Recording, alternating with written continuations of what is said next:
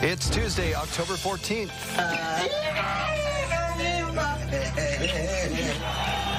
Relief as hostages and prisoners are released under a now finalized ceasefire deal, but uncertainty lingers over the next steps for Gaza.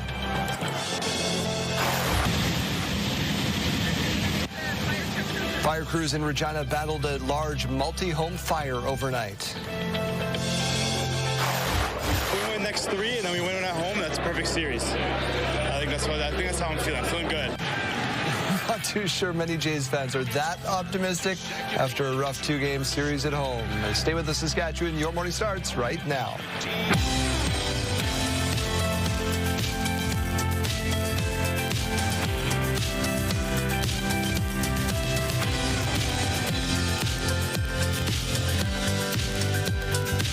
Welcome to Your Morning Saskatchewan. I'm Daryl Rummel. And I'm Kayleen Swatsky. Good morning. Happy Tuesday. Almost said Monday there. Well, how's the long weekend? Yeah. The long weekend was fabulous. Family visiting. How was yours? Yeah, okay, you called the snow. I did, yeah. And how about that snowstorm? Oh, my goodness. Good amount out there. I hope you enjoyed it, too. Let's get to your news, and we'll get on with the program here. Regina Fire investigating the cause of a major fire near downtown overnight. Fire crews arrived to a fully engulfed property on the 1500 block of Victoria Avenue for a fire involving multiple structures. Crews worked to gain control and stop the spread. No injuries were reported. No word yet on the cause. A 19-year-old girl is dead after a serious crash in Regina. This one happened near the intersection of Dewdney Avenue and Elphinstone Street on Sunday. An investigation revealed that a freight truck left the road and struck a light post and a bus shelter. A 19-year-old victim was inside the shelter when it was struck. No word yet on if any charges will be laid. A death investigation is underway after a body was discovered on the 100 block of College Avenue in Regina around 4:30 in the morning Monday. Soon after police arrived, officers discovered the body of an unnamed man. The area was secured and officers from both major crimes and forensics brought in. Monday marked a monumental day in the Middle East. There was renewed hope for peace in the region as world leaders gathered to cement U.S. President Donald Trump's Gaza ceasefire agreement. Heather Wright with the latest. 20 sons back home. 20 reunions, more than 24 months in the making. Hamas handed over the 20 living hostages to the International Red Cross, who drove them into Israel and into their loved ones' arms. In Tel Aviv, thousands packed Hostages Square to watch as history unfolded. This square has become the gathering point, the place where people have prayed and fought to bring every last hostage home. We all here and fighting together, and I think we can celebrate our win together. Canadian Zach Sobel moved to Israel 2 months ago and says there has been a shift since the ceasefire deal was announced. There's always kind of that sorrow and somberness to it, but we feel the hope. There were celebrations in the occupied West Bank as well as in Gaza. Nearly 2,000 Palestinians were released from Israeli jails. Some had been serving life sentences for violent crimes, while others had been detained for months but never charged. I'm very happy, an indescribable feeling. My son has been in prison for 2 years, this woman says. Today is joy beyond measure. And while there is joy here after 2 years of war, there is also uncertainty about what's next, as there are few details about phase 2 of this agreement. Is very short on details, is very rich in ambiguity. It doesn't have timelines beyond what's been happening the past couple of days. This ceasefire deal is already being tested, with the hostages' families calling on Israel to suspend the agreement after the remains of only 4 of 28 deceased hostages were returned. Hamas has said this process will take time, as they don't know the location of all the remains. Russia targeted a hospital in Kharkiv, its latest strike in Ukraine. Officials say the strike damaged the hospital while knocking out power to 30,000 customers. As winter approaches, Russia has focused recent attacks on Ukraine's electricity and gas infrastructure. This as the U.S. president turns his attention from the Middle East to Ukraine. Erdogan is respected by Russia. Ukraine, I can't tell you about, but he is respected by Putin. And he's a friend of mine. On board Air Force One, President Trump suggested Turkey's president can play a role in ending the war in Ukraine. Ukrainian President Volodymyr Zelensky will be in Washington on Friday for a White House meeting. He and President Trump have spoken about the U.S. potentially providing Ukraine with Tomahawk missiles. In celebration of Thanksgiving, those at Celebration Church in Regina welcome newcomers to Canada with people from 25 different nationalities. The celebrations say they want to use the day for newcomers to be welcome here. Thanksgiving celebrations in Saskatoon as well. Jeremy Dodge, good morning. Good morning, Daryl. Yeah, anyone who prepared a traditional Thanksgiving meal this weekend knows it takes a lot of work. Imagine preparing one for hundreds of people. Well, Saskatoon's Friendship Inn did just that, and it took days of preparation leading up to Thanksgiving Monday. Hallie Mandrick has the details. Volunteers and staff at the Saskatoon Friendship Inn worked very hard on Monday to prepare up to 2,500 Thanksgiving meals for those who might not otherwise have one. It's been an army of people working for about a week now, prepping everything that we would have, at our own homes for a traditional Thanksgiving meal. So it's everything from roasted turkey to the stuffing, the mashed potatoes, roasted veggies, the all-important gravy, and of course cranberry sauce and pumpkin pie for dessert. Herman says Thanksgiving is often the busiest day of the year at the Friendship Inn, and while it takes a lot of preparation, the community response is encouraging. People are really grateful to have a place to go, to celebrate, a holiday like this, the same as we would with our friends and family. While Thanksgiving is a particularly busy day, Herman says the other 364 days of the year also require a lot of help. We love our volunteers. They are the lifeblood of what we do here at the Friendship Inn. It's about 1,300 hours of volunteer time every single month, regardless of what's happening. Any random day in February or July, we need those helping hearts and hands. The Friendship Inn operates 365 days a year and fundraises about 95% of its operating costs. Anyone looking to donate food or funds can either do so in person or online. Hallie Mandrick, CTV News, Saskatoon.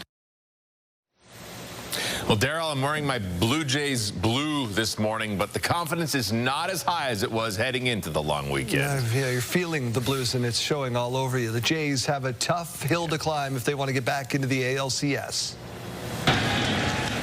Shot to right center field. Varsho on the run. He's at the track. He's at the wall. It's gone!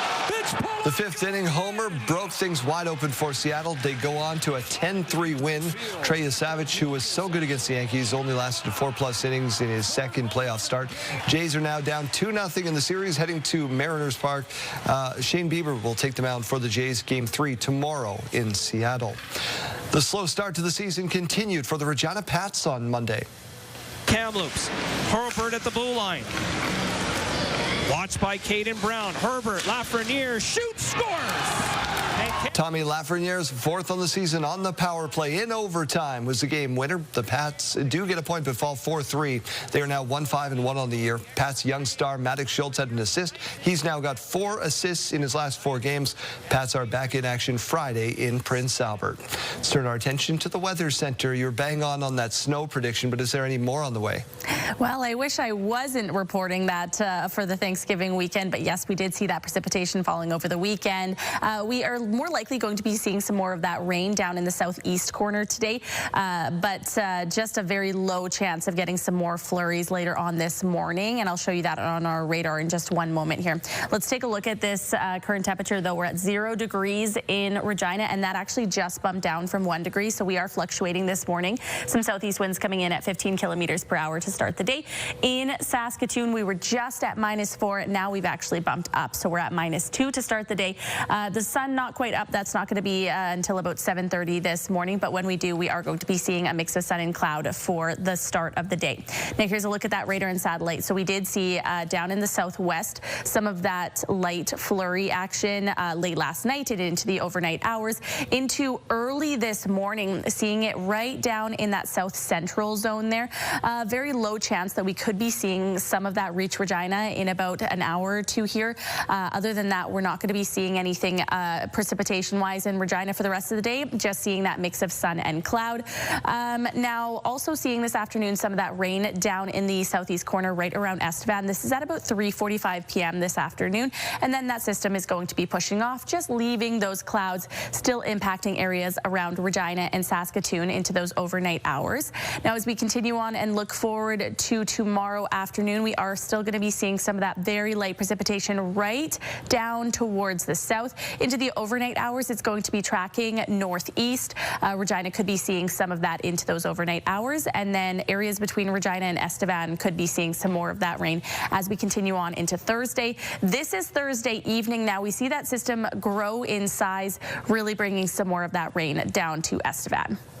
Current temperatures now showing that we have a lot of areas still into those negative temperatures for the time being. So Spiritwood at -7, Prince Albert at -2, Melfort at -1, 0 degrees in Hudson Bay, 0 degrees in Weyburn, 1 degree in Moose Jaw, -1 in Swift Current.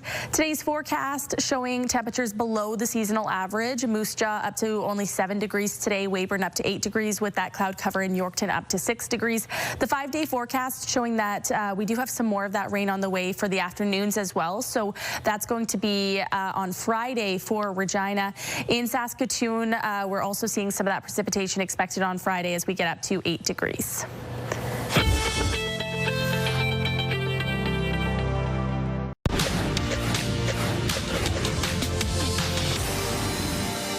The third quarter earnings season kicks off in earnest today when the major Wall Street banks report their quarterly results. Coming into the quarter, analysts expected the S&P 500 companies to report a 7.9% jump in earnings per share during the third quarter.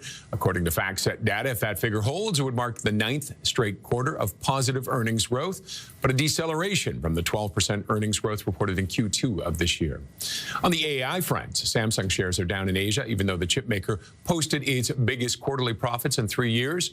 Traders cite profit-taking after a recent rally as investors locked in gains following solid preliminary results. Samsung stocks are still up roughly 70% this year. And global equities are being pushed down as China ups the ante in its trade war with the U.S. China has placed limits on 5 U.S. entities tied to one of South Korea's biggest shipbuilders and has threatened further retaliation. MSCI's Asia Index declined for the third session, its longest losing streak since August. European stocks are also off. And those are your morning business headlines. For B&M Bloomberg, I'm Roger Peterson.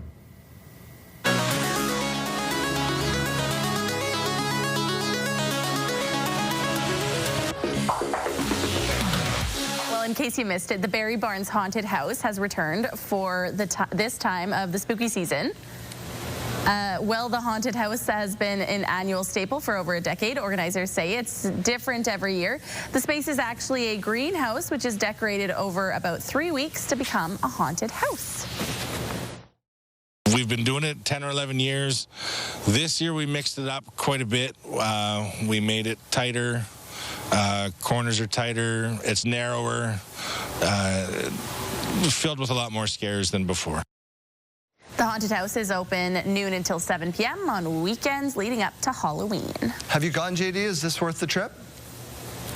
I'm sure it's worth the trip. Everything Barry Barnes does is worth the trip, but I do not do haunted houses.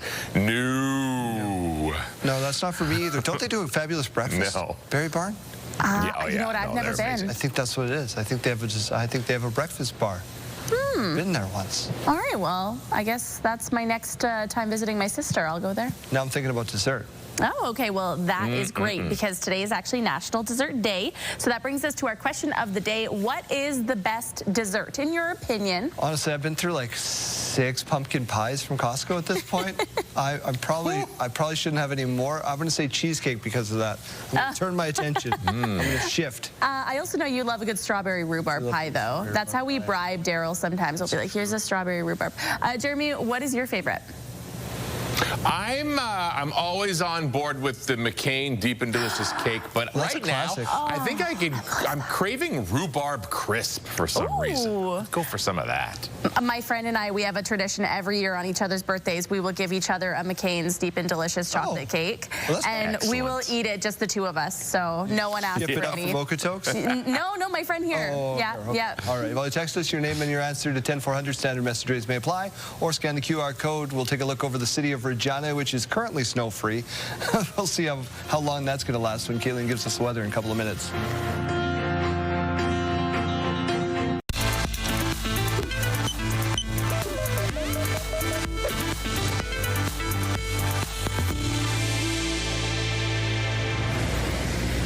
Complex medical advice at your fingertips, and new research proves AI is also really good at showing it cares. The conversations with large language models were more persuasive than the ones with people.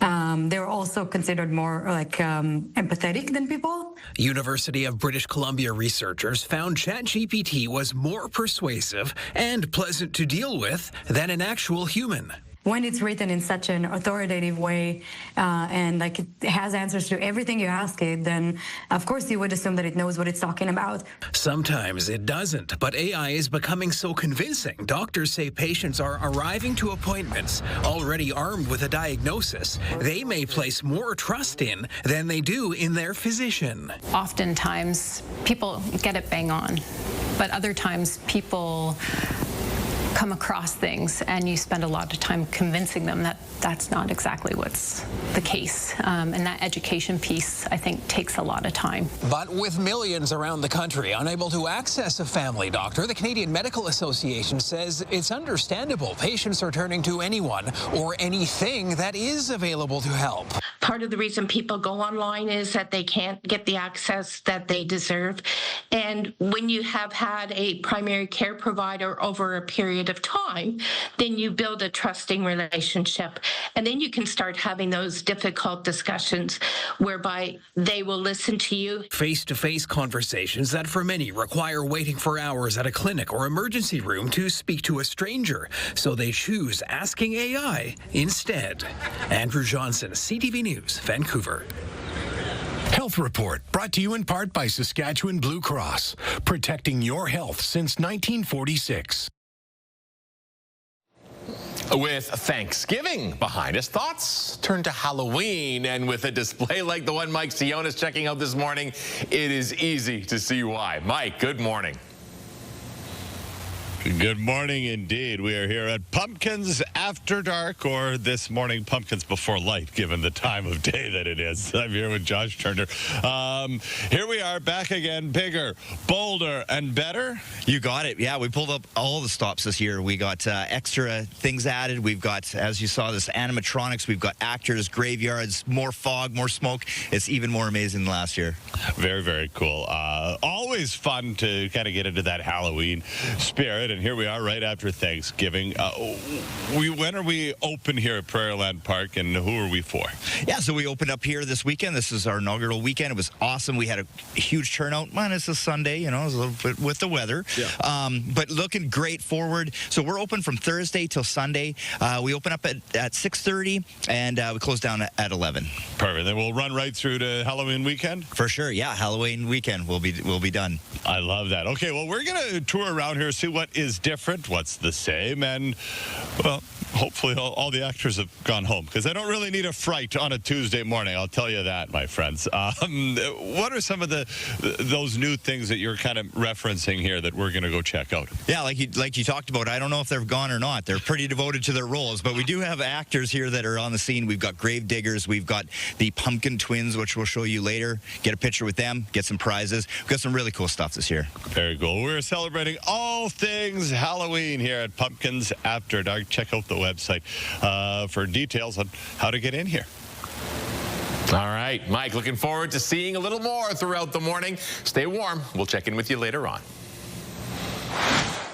A look at your school day forecast now. It's brought to you by CAA School Safety Patrol, working together to keep our school zone safe. 0 degrees to wake us up in Regina, -2 in Saskatoon. So definitely weather for a jacket in both of these major cities. 5 degrees by lunch in Regina, 5 degrees by lunch in Saskatoon as well. We are going to be seeing some stronger winds closer to that lunchtime hour throughout Regina, though.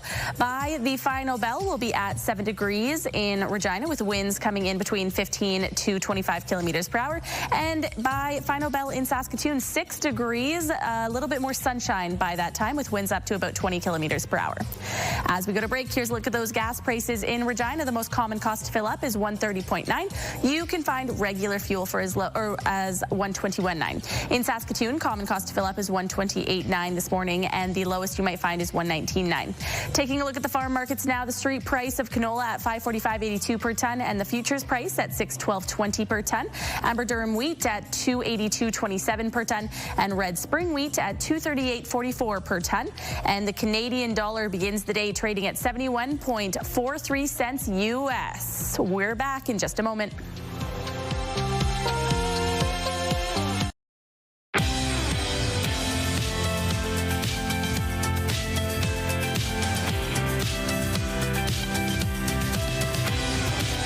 Your Morning Saskatchewan, I'm Daryl. Here's what's making news. In another blow to Canadian producers, new tariffs come into effect today on wood products. The U.S. will now be collecting a 10% tariff on imported timber and lumber and 25% on kitchen cabinets, bathroom vanities, and upholstered furniture. The U.S. imports the majority of its lumber from Canada. The tariffs are meant to encourage more domestic logging and furniture manufacturing, but critics expect it to raise prices for American consumers and possibly slow the U.S. home building industry. President Trump says the tariffs will strengthen supply chains, bolster industrial resilience, and create high-quality jobs.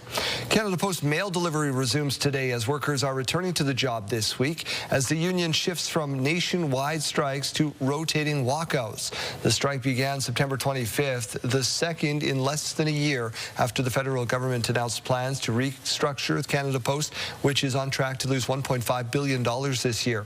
The restructuring includes ending door-to-door delivery. Canada and India appear to be moving forward on a new renewed friendship. Both of our governments agree on the importance of elevating the relationship. Relations between Canada and India collapsed in 2023 when the Liberal government accused New Delhi of playing a role in the assassination of a Sikh activist near Vancouver. But things are beginning to thaw. Foreign Affairs Minister Anita Anand met with India's Prime Minister yesterday. Anita Anand also released a joint statement offering a roadmap to a stronger trade partnership between the two countries. Today, she will meet with business leaders in Mumbai. It is a highly esteemed distinction, and this year a Canadian is one of the 3 researchers, to be recognized as a winner of a Nobel Memorial Prize in economics. Jeremy Sharon reports. Inside the Royal Swedish Academy of Science in Stockholm, a highly prestigious honor. Philippa Guion and Peter Howitt. This year's Nobel Prize for Economics, awarded to 3 researchers, including Canadian Peter Howitt. It's hard to express how I feel right now. I'm just thrilled and still somewhat in shock. Recognized for his role in mathematically explaining creative destruction, an economic concept where new innovations replace older technologies and businesses. Howitt is from Guelph, Ontario, studied at Western and McGill universities, and is now a professor at Brown University in Rhode Island. Working in Canada was where I really cut my teeth as an economist. The atmosphere at Western University was the one that really taught me how to be a productive scholar. In a social media post, Prime Minister Mark Carney congratulated him for his lifetime of path-breaking research, adding that his work is a foremost example of Canadian ideas having global impact. It's an inspiration for everybody in Canada. This Queen's University economist says Howitt's work was foundational. I think they've planted some very useful thoughts in our mind that growth is not a smooth, straight line. Peter Howitt becomes just the 5th Canadian Nobel laureate to be recognized in the category of economics. The union representing Alberta teachers is set to meet with the Provincial Bargaining Committee today. It's the first time both sides have sat down since the province-wide strike began October 6th. The walkout involves 51,000 members of the Alberta Teachers Association and has kept roughly 740,000 kids out of classrooms. Last week, Finance Minister Nate Horner confirmed the province received a new proposal from the union. Today's meeting marks a potential step forward in what's been a significant disruption to the school year. Alberta teachers recently rejected an offer of 12% raises over 4 years and a plan to hire 3,000 more teachers to reduce class sizes. Now to the extreme weather from the west coast of the U.S. to the east. Everything from a deadly and historic flooding to disruptive and destructive winds, leaving people homeless. Faith Abubi will have the latest in just a moment. First, let's get to your train schedule for the upcoming CPKC holiday train. See, it's a real sign that the season's right around the corner. CPKC holiday train has been announced. It will be seen in Bradenbury, Yorkton, Foam Lake, Wynyard, and in Saskatoon on December 6th. December 19th, that will come through North Portal, Estevan, Weyburn. On the 20th, it's in Moose Jaw, 21st in Swift Current and Maple Creek. The train tour raises money and collects food donations for food banks across the country. Since the start in 1999, CPKC holiday train has raised more than $26 million. You can see that full schedule scrolling on the side of your screen as well. For the first time since 2019, the Saskatchewan Roughriders are regular season West Division champions. 2022 draft class with Evelyn. Harris towards the end zone. Got it. Touchdown Riders. The Riders beat the Argos 27-19 Friday night. The team's 12-4 record is the best through 16 games since the 70s. Saskatchewan will host the West Division final at Mosaic Stadium November 8th. There are 2 games left on the schedule, and that means the team could rest some of its starters. Could you use a week off, or do you want to play those last 2 games? I'll fight him. Make sure you guys tell him I said that. Now, despite those comments from Trevor Harris Friday night, the quarterback was not a participant in the team's first practice since clinching the division title on Saturday. Jake Mayer took most of the first-team reps. However, Corey Mace is not ruling out his starters just yet. Like we had planned, we squared up, and as you could figure, I'm coming out clean. There'll be a couple, and I mean, it's not necessarily you're not playing, it's just, you know, maybe, I don't know how much, but yeah, we got a plan in place. There you hear. Also not at practice on Monday, AJ Ouellette, Dante Myers, and Keyshawn Johnson, to name a few. We'll continue to follow that up. The team will play Friday night in Winnipeg. We'll talk weather a little bit more, as that severe weather we were talking about just a moment ago. First, let's get to Caitlin Sawatsky with our local weather and that contest. Yeah, so we're going to talk about the contest in just a moment. Listen up, because we do have your code word and your instructions of how you could get just a little bit richer. Now, we're still at 0 degrees in Regina. We do have some cloud cover to wake us up here. The sun not quite up in the sky. In Regina, we're expecting that sunrise at about 7:19 this morning, and in Saskatoon about 7:30. So that sunrise still continuing to get later on in the morning. We're at -2 in Saskatoon. When the sun is up, we'll be seeing just a few clouds to start the day with that sunshine. Now, the futurecast showing that we are going to be seeing some very light precipitation today down in the southwest corner of the province, so right around Estevan there.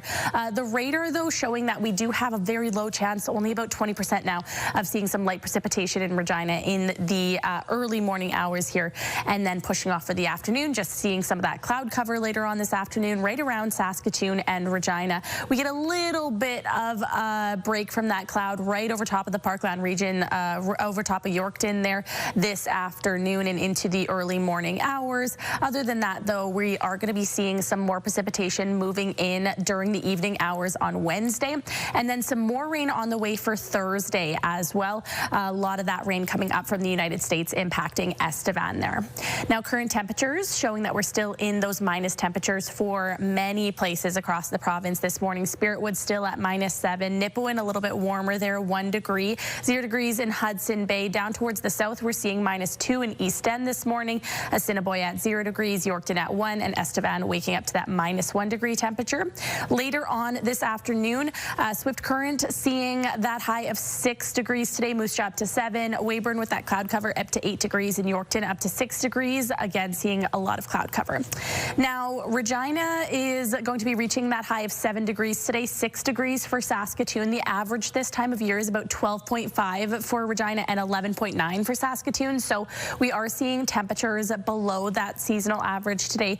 Last year, we were warmer, 14 degrees for Regina and 16 for Saskatoon. Those highs, though, back in 1988 for Regina, 26.1, and back in 1961, that was 23.9 for Saskatoon. Our 7-day forecast showing a few days where we also see some more precipitation on the way during the afternoon hours. So this is in addition to that rain that we just showed on our futurecast for the overnight hours. But Friday up to 8 degrees, Monday up to 8 degrees with some more rain on the way as well. And that's for Regina. In Saskatoon, though, we're seeing some more rain just on Friday and up to 8 degrees in Saskatoon. Your morning just got a whole lot richer. We're giving away a staggering $20,000, and it's time for today's code word. Imagine what you could do with an extra 20 grand. The possibilities are endless. Today's code word is breakfast. Head to the contest page on our website or scan the QR code on your screen. Enter that code word along with your info for your chance to win CTV Your Morning Saskatchewan's $20,000 giveaway.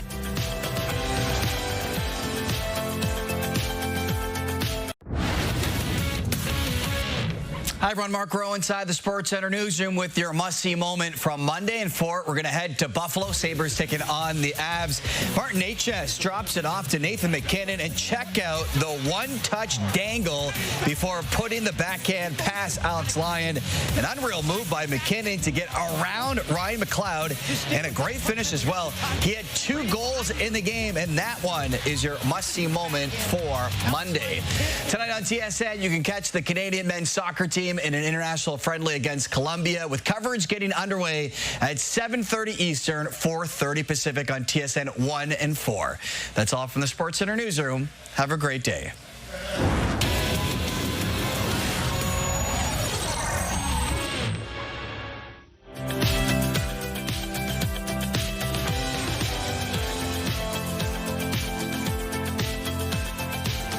Welcome back to Your Morning. My name is Daryl. Here's what's making news. We start with the extreme weather from coast to coast in the U.S. Everything from deadly historic flooding to destructive winds, leaving people homeless.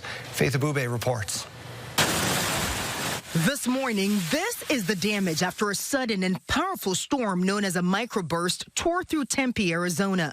High winds ripping the roof off this business. The semi-truck flipped on its side. Homes also damaged, trees crushing this apartment complex. More than 130 people now displaced. I don't even know, where I'm going to live. My building is uninhabitable. The zoo in nearby Phoenix forced to close due to flooding and uprooted trees. Across the border in Mexico, torrential rain and landslides killing at least 64 people. What comes next is the concern in Los Angeles, where people are bracing for heavy rain and possible mudslides in areas still recovering from January's wildfires. Some mandatory evacuations now ordered. And on the East Coast, a powerful nor'easter turning deadly. A woman in New York was killed after heavy winds blew a solar panel off a carport. Streets were swamped from Ocean City, Maryland to the New Jersey shore. The choppy seas making for a daring rescue off Cape Cod. Crews pulling a man to safety after he was spotted in the water by a nearby ferry. Faith Abube, ABC News. A new era of hockey has hit the ice in Saskatchewan as they drop the puck on the province's first competitive senior-level league for women.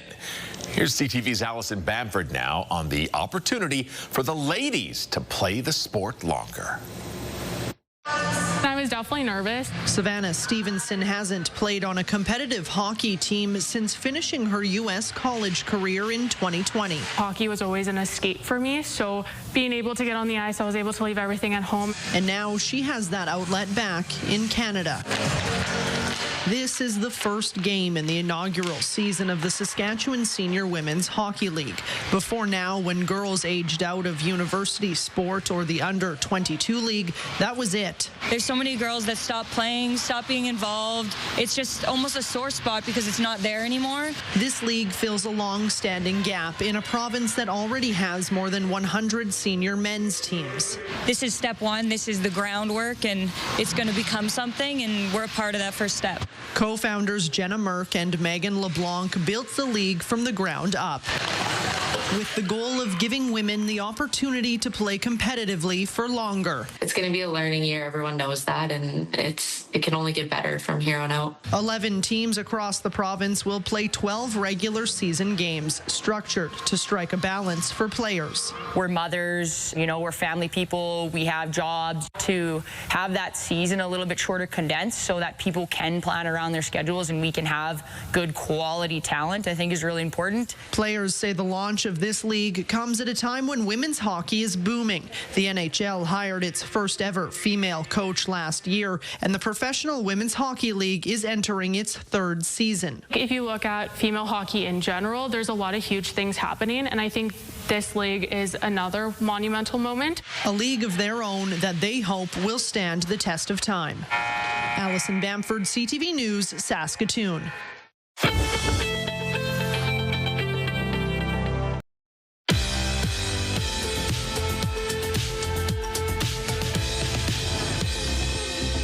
It's October 14th, and we have these milestones to share with you. Starting off with some belated love from over the weekend, Clint from Mankato was celebrating his birthday, and Joanne and Mervyn were sending him some well wishes. Have a great year ahead.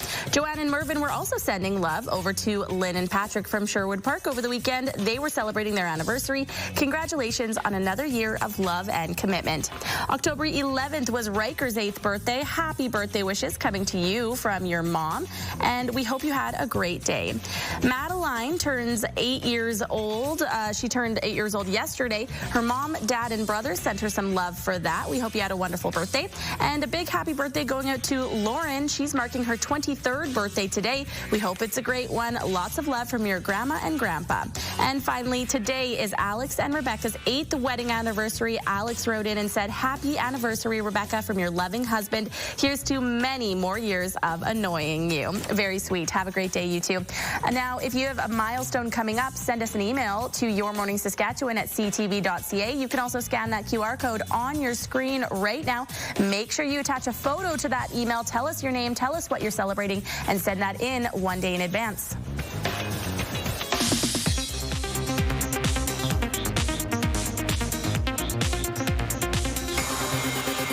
The Eras Tour wasn't when all the pieces fell into place.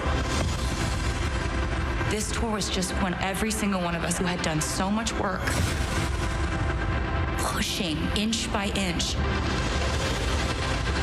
to where we all clicked together. A Taylor twofer. The docuseries Taylor Swift: The Eras Tour, The End of an Era will go behind the scenes on the superstar's record-breaking world tour, and Taylor Swift: The Eras Tour, The Final Show is just that, a concert film of the tour's last stop, including the entire set of the Tortured Poets Department. Both debut on Disney Plus December 12th. An honor for Neil Diamond.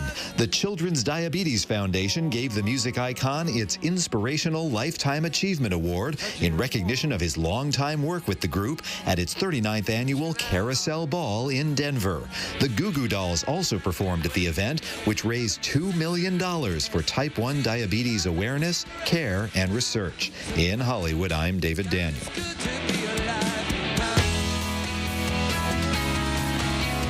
Chase, you went all across Atlantic Canada. You played all these rounds of golf on your honeymoon. Congratulations, by the way. I did not see a scorecard once. Yeah, no, there's a good reason, and you'll never see a golf score. You know what? I like to do a thing of just drawing happy faces or frowny faces for the score instead of actual numbers. A lot of frownies out there, but some beautiful scenes. We're actually kind of talking about golf this morning here, too, because Saskatchewan, we had such a drastic change over the weekend. So I want to know what you were doing on Saturday compared to what you were doing on Sunday. And Saturday was out golfing the Goulet here in town, and then on Sunday swapped up the golf clubs for the snow shovel. That was the weekend change for ourselves. What was yours? You can text over 54321 this morning.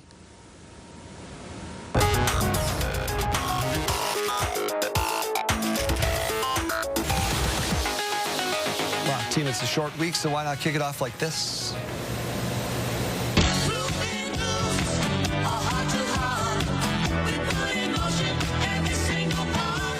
A video so nice, we'll show it to you twice. She gets out, she dangerously dances along. She's a good dancer, but this is just devastating. Let's get to the next one. Yeah, okay, so it's not just humans dancing to start the week. Take a look.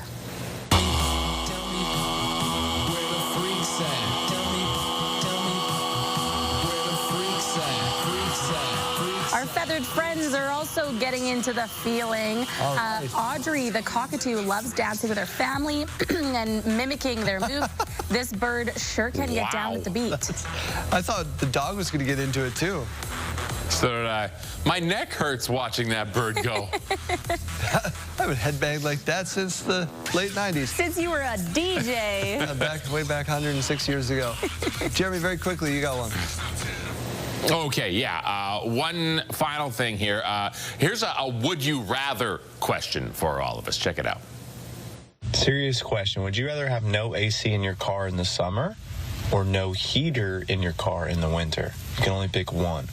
Serious question. Would you rather have no AC? That's no AC, right? Yeah, no AC. You need the heater. You roll down the windows. Yeah. I think this person is not living in a place as cold as Saskatchewan in the winter. Because that is too easy of a question for us to answer This here. seems like a Florida man type thing. Yeah. We're going to take a quick time out. We got your news and your weather forecast on the other side of the break. We'll also check in with our friends out in Moose Jaw for the Unity Sweepstakes. Stay with us.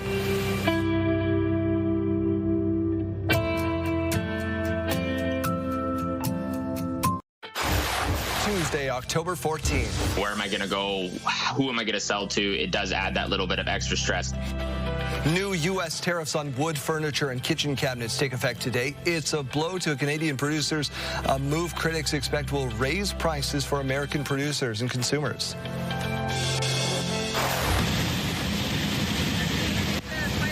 Fire crews in Regina battle a large multi-home fire overnight. We win next 3, and then we win at home. That's a perfect series. I think that's how I'm feeling. I'm feeling good. I don't know if I'm buying what you're selling. Not too sure many fans are either after a rough couple of games at home. Stay with us, Saskatchewan. Your morning starts right now.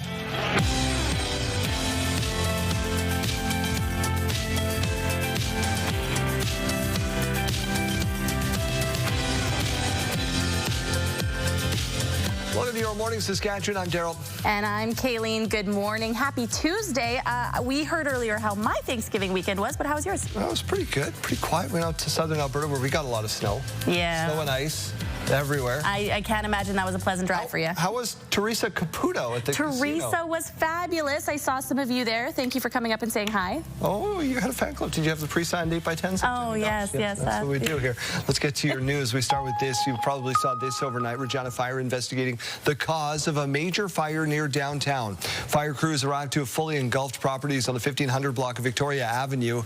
Fire involved multiple properties, a lot of onlookers. Crews worked to gain control and stop the spread to nearby residences. No injuries were reported. The cause yet to be determined. A death investigation underway after a body was discovered on College Avenue in Regina in the early morning hours of Monday. Now, according to Regina police, officers were called to the 100 block of College Avenue around 4:30 in the morning. Soon after getting there, police discovered the body of an unnamed man. The area was secured. Officers from forensics and major crimes brought in. A 19-year-old girl is dead after a serious collision near the intersection of Dudney Avenue and Elphinstone Street. According to police, officers were called to the area around noon on Sunday after she was reportedly struck by a driver in a vehicle. An investigation revealed that a freight truck left the road and struck a light post and bus shelter. The 19-year-old who was killed was inside that shelter at the time. With the release of surviving Israeli hostages and the return of hundreds of Palestinian prisoners, work now begins on the next phase of a ceasefire agreement in the Israel-Hamas war. One of the most urgent needs is increasing aid into Gaza. The UN humanitarian agency says Israel has approved the delivery of 190,000 tons of food, shelter items, and other supplies into the Gaza Strip. The aid agency says it will expand the scale and scope of its operations to deliver life-saving aid and services to many people people in Gaza as possible. Now, speaking on his way back from the Conference of World Leaders in Egypt, the president of the U.S. commented on his vision for the future. We're talking about rebuilding Gaza. I'm not talking about single state or double state or two state. We're talking about the rebuilding of Gaza. What's the road ahead for governing Gaza? Because a lot of people like the one-state solution. Some people like the two-state solutions. We'll have to see. I haven't commented on that. Meanwhile, in Israel, there is relief after the Israeli military confirmed that it has received all 20 of the remaining living hostages that were being held in Gaza. I felt immense happiness and joy. Who could ask more than that? The release of all the hostages. I was very happy that they came back, and I saw all the joy and all the people are applauding and came here, of course, to celebrate. Against that joy, though, he is concerned about the return of the bodies of another 24 Israeli hostages believed to be deceased. Today, the Israeli military identified 2 of the 4 deceased hostages that were turned over to Israeli authorities on Monday. We turn our attention to a lighter note and giving thanks up in Saskatoon. Jeremy Dodge, good morning. Good morning, Daryl. Yeah, Canadian kitchens very busy over the weekend. Everyone who prepared a Thanksgiving meal knows it does take a lot of work. Now imagine preparing one of those meals for hundreds of people. Saskatoon's Friendship Inn did just that, and it took days of preparation leading up to Thanksgiving Monday. Here's Hallie Mandrick.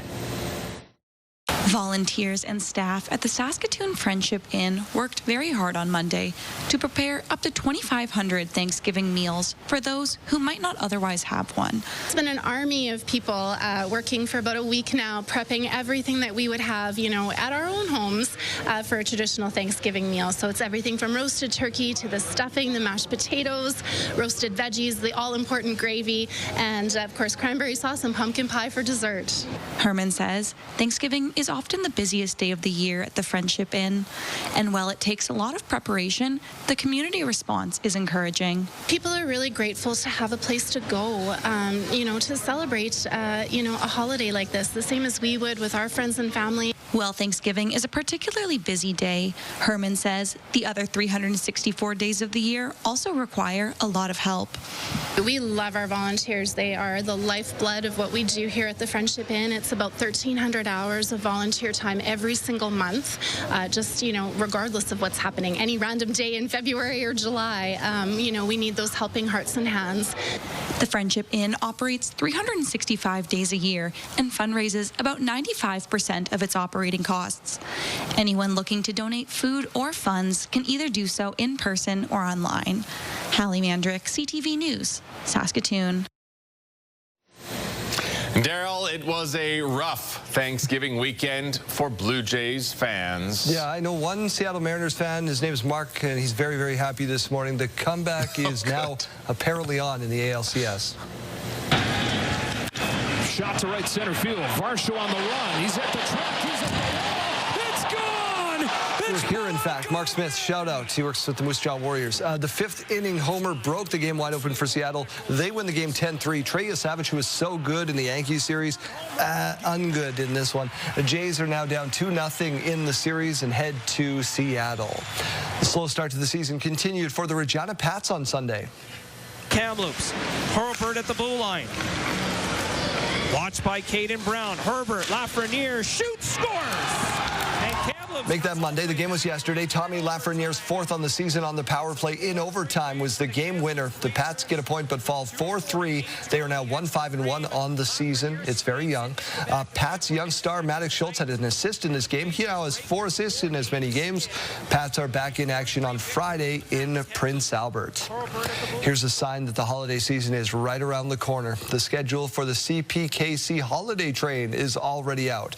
You can see it in Bradenbury, Yorkton, Foam Lake, Lake, Wynyard, and Saskatoon on December 6th. On December 19th, the line comes through, reaching North Portal, Estevan, and Weyburn. On the 20th, it's in Moose Jaw, 21st in Swift Current, and in Maple Creek. The train raises money and collects food donations for food banks across the country. Since its start in 1999, CPKC Holiday Train, which was the CP Holiday Train, has now raised more than $26 million.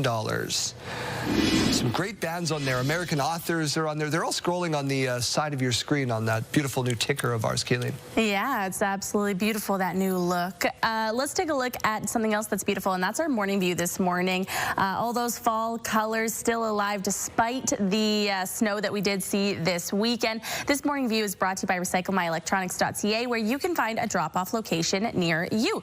Now, we're still at that 0-degree mark in Regina, but at least that sun is making its way up in the sky. We are seeing quite a bit of cloud cover to start the day, and some southeast winds coming in at 15 kilometers per hour in Regina, 9 kilometers per hour in Saskatoon. The sun is still working to make its way up there. -2 is where we're still sitting in Saskatoon to start the day.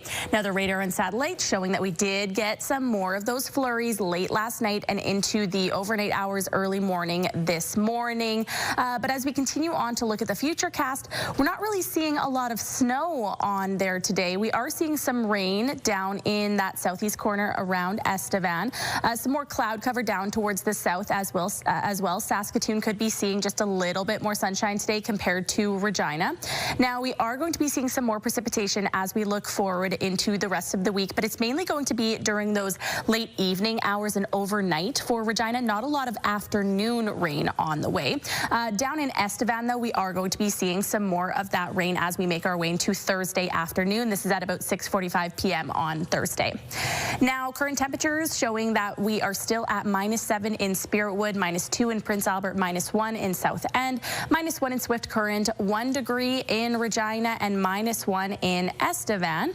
Today's forecast showing that we're expecting 6 degrees in Swift Current, high of 7 in Regina, 6 degrees in Saskatoon, 6 degrees in Yorkton, and Estevan up to 7 degrees. Here's a look at that 5-day forecast. So we do know that we see some overnight precipitation in Regina, so that could be overnight on Wednesday and Thursday. Friday's the day that we're expecting that rain to be falling in the afternoon, though, as we reach that high of 11 degrees, and then 9 degrees on Saturday with that mix of sun and cloud. In Saskatoon, we also do have some times where we're going to be seeing overnight rain, but again, we're going to be seeing some of that in the afternoon on Friday as we reach that high of 8 degrees, and then Saturday is that day that we start to see that sun coming out more so, and then we're going to be sitting at 10 degrees in the afternoon and dropping down to 0 degrees overnight.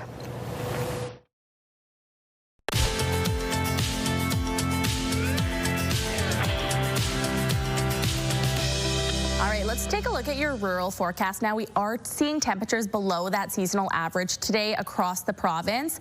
Mix of sun and cloud in most areas as well. Watrous up to 6 degrees. Wynyard, we're seeing a little bit more of that cloud cover there. 4 degrees will be the high, and outlook up to 7 degrees.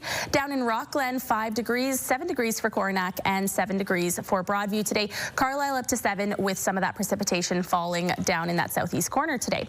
Now let's take a look at Watson, where internet plans up to 1 gig are available from SaskTel. 3 degrees will be the high today, so quite chilly, well below that seasonal average. Grab a jacket on your way out the door. Sun and clouds throughout the afternoon, and southeast winds not too strong, only coming in up to 20 kilometers per hour. All right, let's head back out on the go to find Mike Siona checking out pumpkins after dark. Mike, 'tis the season. It is certainly the season, and it doesn't get better than 10,000 pumpkins after dark, and that's exactly what we've got dialed up here. Still officially dark-ish this morning with Josh Turner.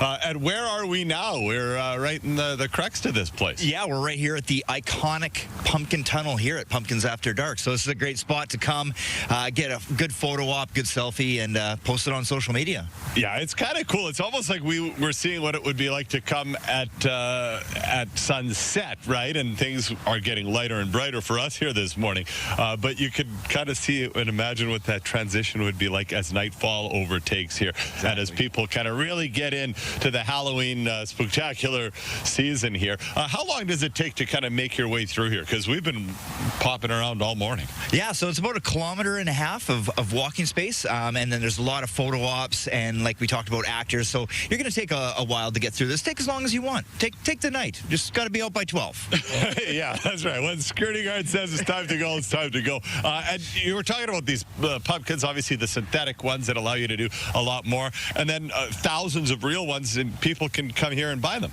Yeah, for sure. With the pumpkin shortage that's going on in the world here today, we've got 5,000 real pumpkins that you can actually come buy, different gourds, all the really cool things that you can come just purchase right here on site. Find one that you like on the pathway, grab it, buy it on the way out. Yeah, but you got to carve it at home. We don't need pumpkin guts strewn about in here, that's for sure. Really cool, really unique. This is the second year here in Saskatoon, and part of the greater Pumpkins After Dark network. Exactly, yeah. So we saw such a great success in our first year that we were for sure going to be coming back and hopefully getting some more locations here in Saskatchewan. Yeah, no doubt about it. I'll tell you what, you will want to make sure that you're dressed for it, though. I'm kind of regretting my outfit choice here this morning, but that's okay. Be ready for it. It's going to be absolutely great from now until Halloween. Thursday to Sunday, I think Josh said. Sunday, yeah. But check the website in case I'm wrong. All right, Mike, thank you very much. We look forward to checking in with you in just a little while once more.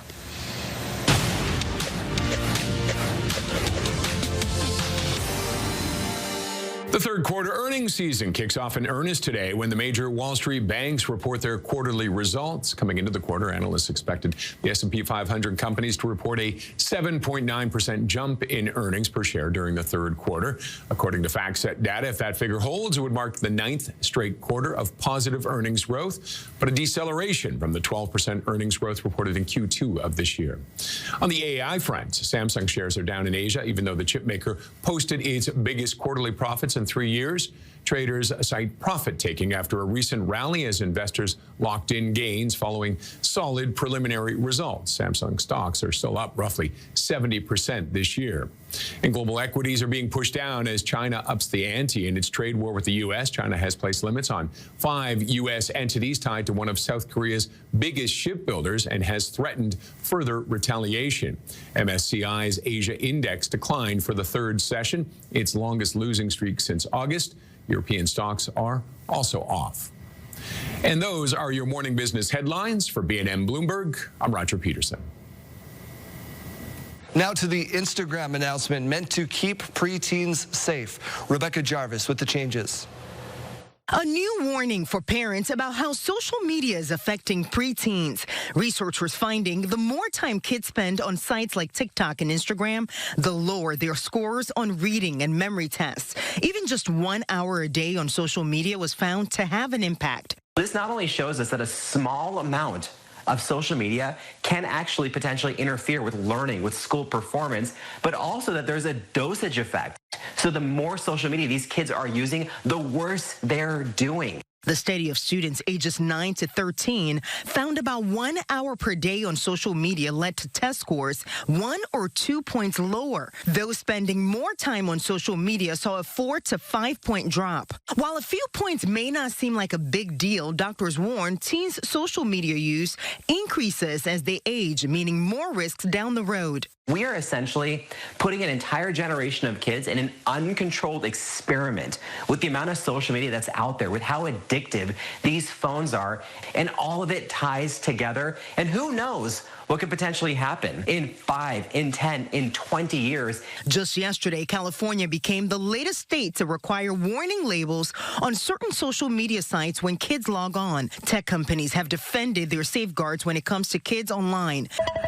Effective today, Instagram says it's limiting what teens can see and do on the platform. It says if a user under 18 searches for an adult topic or an account that typically posts content deemed inappropriate for minors, that content will now be blocked. We really are striving for teens to be able to have an experience on Instagram that a parent would understand to be a PG-13 experience. Faith Abube, ABC News.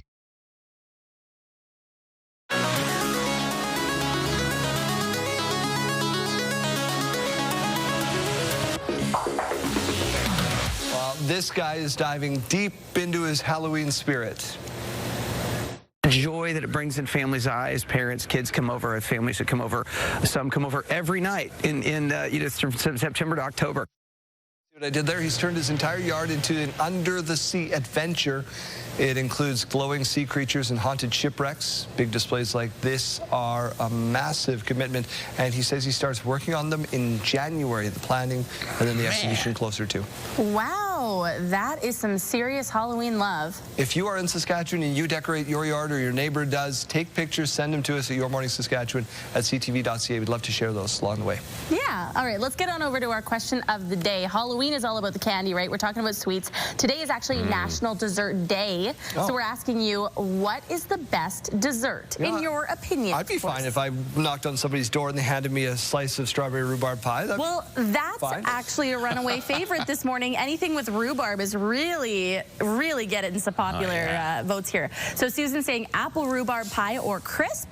We had Glenda saying cheesecake is the best dessert, but it's closely followed by black forest cake or strawberry rhubarb pie. On X, we had these answers saying lemon meringue pie. We also had apple dumplings in homemade caramel sauce. We had Edwin saying that his mother would make it as a dessert for Thanksgiving and Christmas. And I'm sure every Thanksgiving and Christmas you can just taste that now, right? Heather saying strawberry cheesecake, and Leanne saying that her favorite dessert is black forest cake.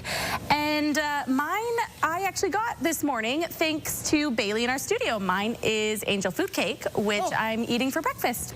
So always you can eat your desserts for breakfast, folks. Send us your answers, though. 10400, standard message rates may apply. You can also scan that QR code on your screen right now. Let us know, what is your favorite dessert? Kids, maybe don't do that.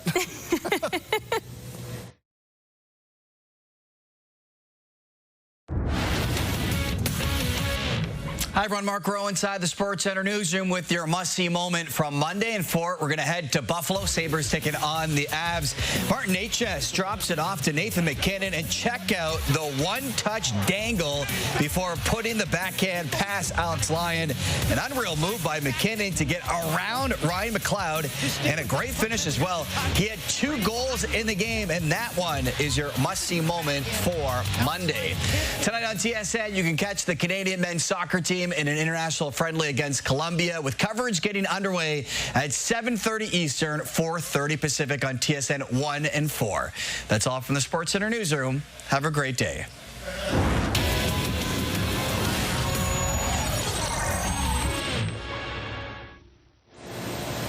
The Unity Sweepstakes continues, and we're learning about it and one of its beneficiaries this morning as we join Janelle Lapai in Moose Jaw.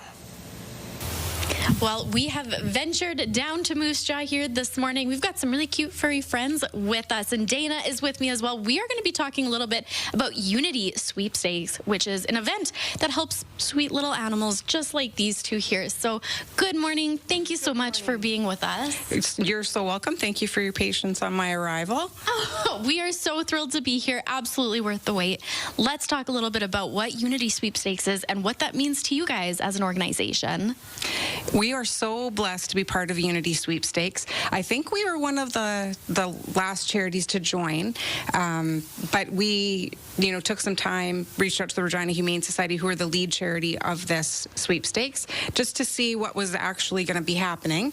And we were so thrilled to find out that a portion of every ticket sale goes to the charity that the purchaser chooses. So you can choose to donate to all charities, or if you click the link that we provide on our social media, it goes directly to the Moose Jaw Humane Society. And those funds go to helping animals just like Elliot. Elliot is still pretty thin, but he was really thin when he first arrived. And we had to do blood work and an x-ray to figure out what was going wrong with him. His blood work ended up being okay. I don't know if you can see, he has a bump on his shoulder here, which is an old injury, and it's healed nicely, but it is going to poke up like that for the rest of his life. But he's not in any pain. And because of organizations like Unity Sweepstakes that help us out, we didn't have to leave Elliot to sit uncomfortable and wait until we had the funds in the bank. We were able to get him the help he needed right away. Amazing. And he looks like a great, healthy boy who's healing very fast, which is awesome to see. Now, how has the community responded to Unity Sweepstakes and this whole initiative? It's been a bit of a slow start, but we are really doing our best with the help of CTV to get the community aware that it is okay to click that link. There are a lot of seniors in Moose Jaw and their families telling them not to click any scary links, but that link is okay to click. If you click it, you get a chance to win some amazing prizes. They have 3 early bird prizes, $5,000, $3,000, and $2,000, and then they have the grand prize draw of $25,000. And when they call, they might say, "Hey Sally, congratulations, you won $25,000. You can pick one of these 2 cards, and you have a chance to add an additional $25,000, which is an amazing opportunity for our supporters to put some money in their pockets and help animals like Elliot and Gigi." Fantastic. Okay, well, you and I are going to be back shortly. We're going to dive a little bit more into this. But for now, that is all from us.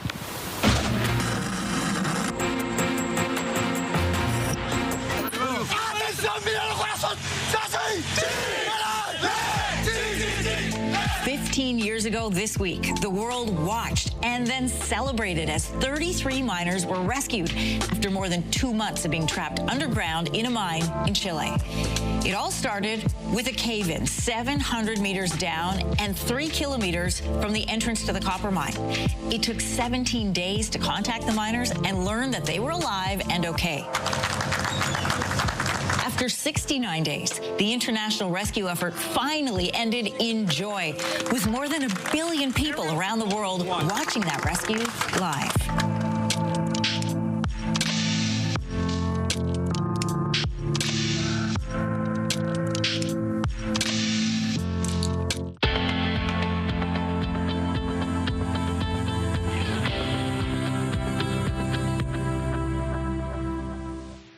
Time for your Tuesday morning mystery. We have our whiteboards ready, our chalkboards ready. Today it is a person. Let's get to clue number 1. This actor was born in West Germany on March 19th, 1955. Okay. Clue 2, acting helped him overcome a debilitating childhood stutter.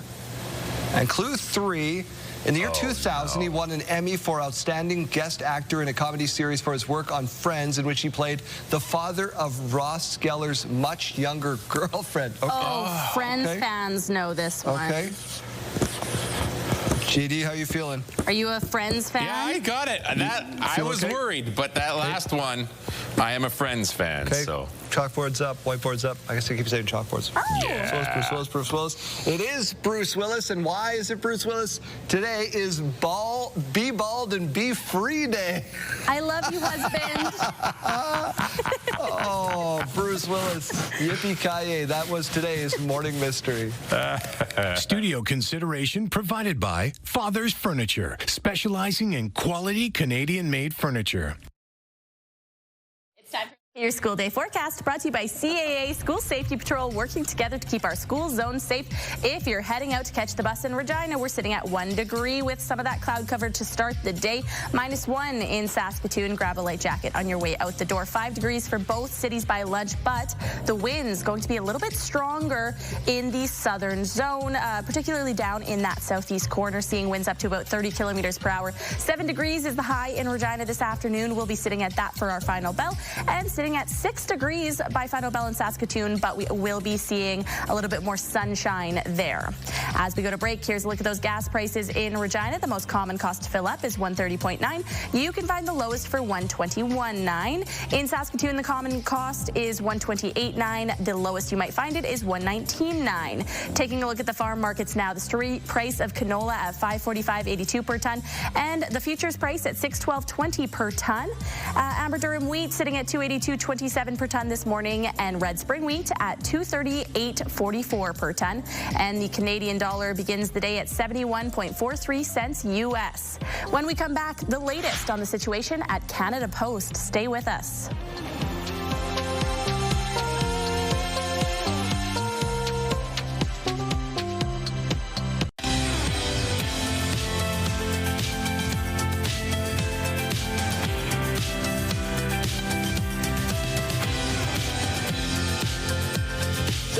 8:51 on Your Morning Saskatchewan. Thank you for being with us. In another blow to Canadian producers, new tariffs come into effect today on wood products. The U.S. will now be collecting a 10% tariff on imported timber and lumber and 25% on kitchen cabinets, bathroom vanities, and upholstered furniture. The U.S. imports the majority of its lumber from our country. The tariffs are meant to encourage more domestic logging and furniture manufacturing. But critics expect it will raise prices for American consumers and possibly slow the U.S. home building industry. The U.S. president says the tariffs will strengthen supply chains, bolster industrial resilience, and create high-quality jobs. Canada Post mail delivery resumes today as workers are returning to the job this week as the union shifts from nationwide strikes to rotating walkouts. The strike began on September 25th, the second in less than a year after the federal government announced plans to restructure Canada Post, which is on track, by the way, to lose $1.5 billion this year. The restructuring includes ending door-to-door delivery. Canada and India continuing their efforts to ease tensions between the two countries, laying out a roadmap for how they plan to move forward despite ongoing investigations into foreign interference. Colton Prale reports. Last Thanksgiving, Canada-India relations collapsed. Justin Trudeau expelled Indian diplomats from the country after the RCMP linked Indian government agents to violence and extortion against Canadian citizens. Thank you so much again. Canada's Foreign Affairs Minister meeting with Indian Prime Minister Narendra Modi and the country's Foreign Affairs and Trade Ministers. Both of our governments agree on the importance of elevating the relationship. In a joint statement, the two countries say strong and resilient bilateral relations are essential, outlining a roadmap for future cooperation across multiple sectors. We have to live in a multilateral environment. We have to have access to other markets. New polling shows most Canadians support the move to restart relations, but nearly 1 in 4 still view India as an enemy or potential threat to Canada. That shakeup between Canada and the U.S. has really, I think, shaken up Canadians in terms of realizing that they don't have the luxury of only dealing with a country that they see to be like-minded. For months, Canada and India have worked to improve relations, but some sick Canadians say it's a betrayal after the assassination of Hardeep Singh Nijjar in 2023. It sets people like me, people like others in my community, and other communities as well, open to further attacks from India because they've shown no remorse. Last month, Canada's National Security and Intelligence Advisor met her counterpart in India. She says the two sides agreed to refrain from transnational repression. That needs to continue almost as a precondition for all of this other agenda and this robust roadmap. The Foreign Affairs Minister is set to meet with Indian business leaders in Mumbai Tuesday before traveling to Singapore and China later this week. The union representing Alberta teachers is set to meet with the Provincial Bargaining Committee today. It's the first time both sides have sat down since the province began a strike on October 6th. The walkout involves 51,000 members of the ATA, or Alberta Teachers Association, kept roughly 740,000 students out of the classrooms. Last week, the finance minister confirmed the province received a new proposal from the union. Today's meeting marks a potential step forward in what has been a significant disruption to the school year. Alberta teachers recently rejected an offer of a 12% raise over 4 years and plan to hire 3,000 more teachers to reduce class size. For the first time since 2019, your Saskatchewan Roughriders are regular season West Division champions. 2022 draft class with ambulance. Harris towards the end zone. Got it.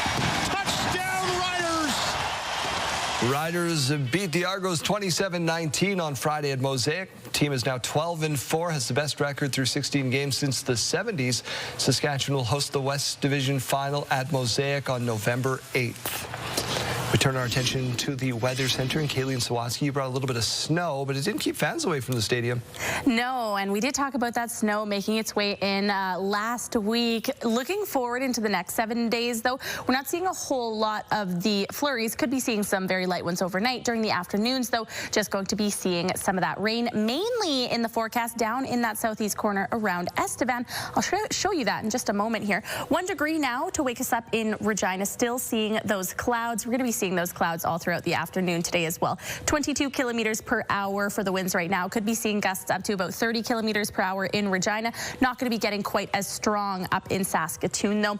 Sitting at -1 to start the day.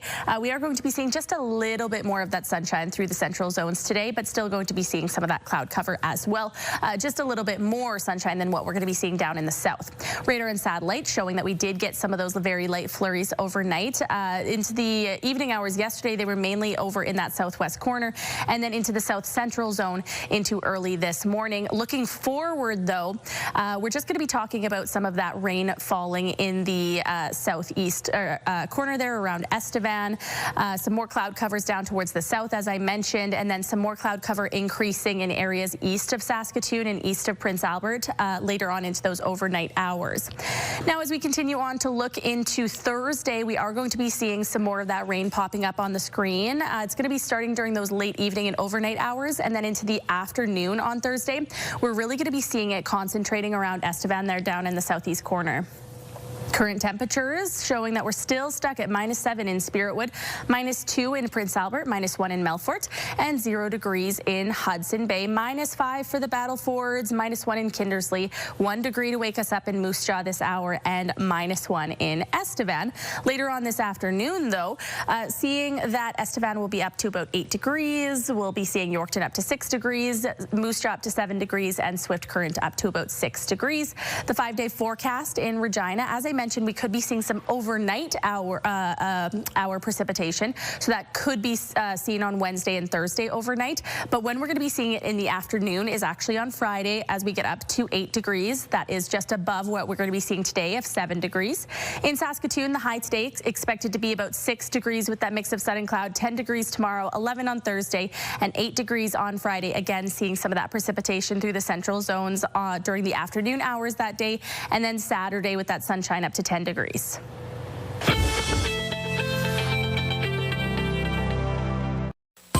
Here's what's happening in our community. One-of-a-kind jewelry, October 21st at 9:30. Got to make reservations, but it's happening at the Serb Club at 2775 Avonhurst Drive. Call 306-539-4669. A turkey fall supper happening Sunday, October 19th at 4 p.m. over at St. George's Orthodox Cathedral, 2005 Edgar Street. For more information, call 306-352-0112. St. Joseph's Catholic Church Fall Supper happens Sunday, October 19th at 4:30 p.m. over at 201 4th Avenue East in Kenora. If you want your event shown here, email us, reginacommunity@bellmedia.ca, but do so at least 2 weeks in advance.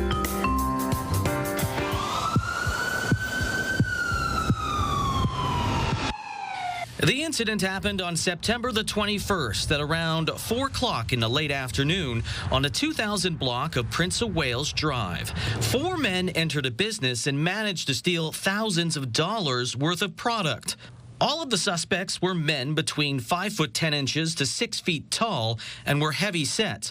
All 4 men had facial hair, with 3 of the men appearing to be in their mid-30s, while 1 man appeared to be in his late 40s to early 50s.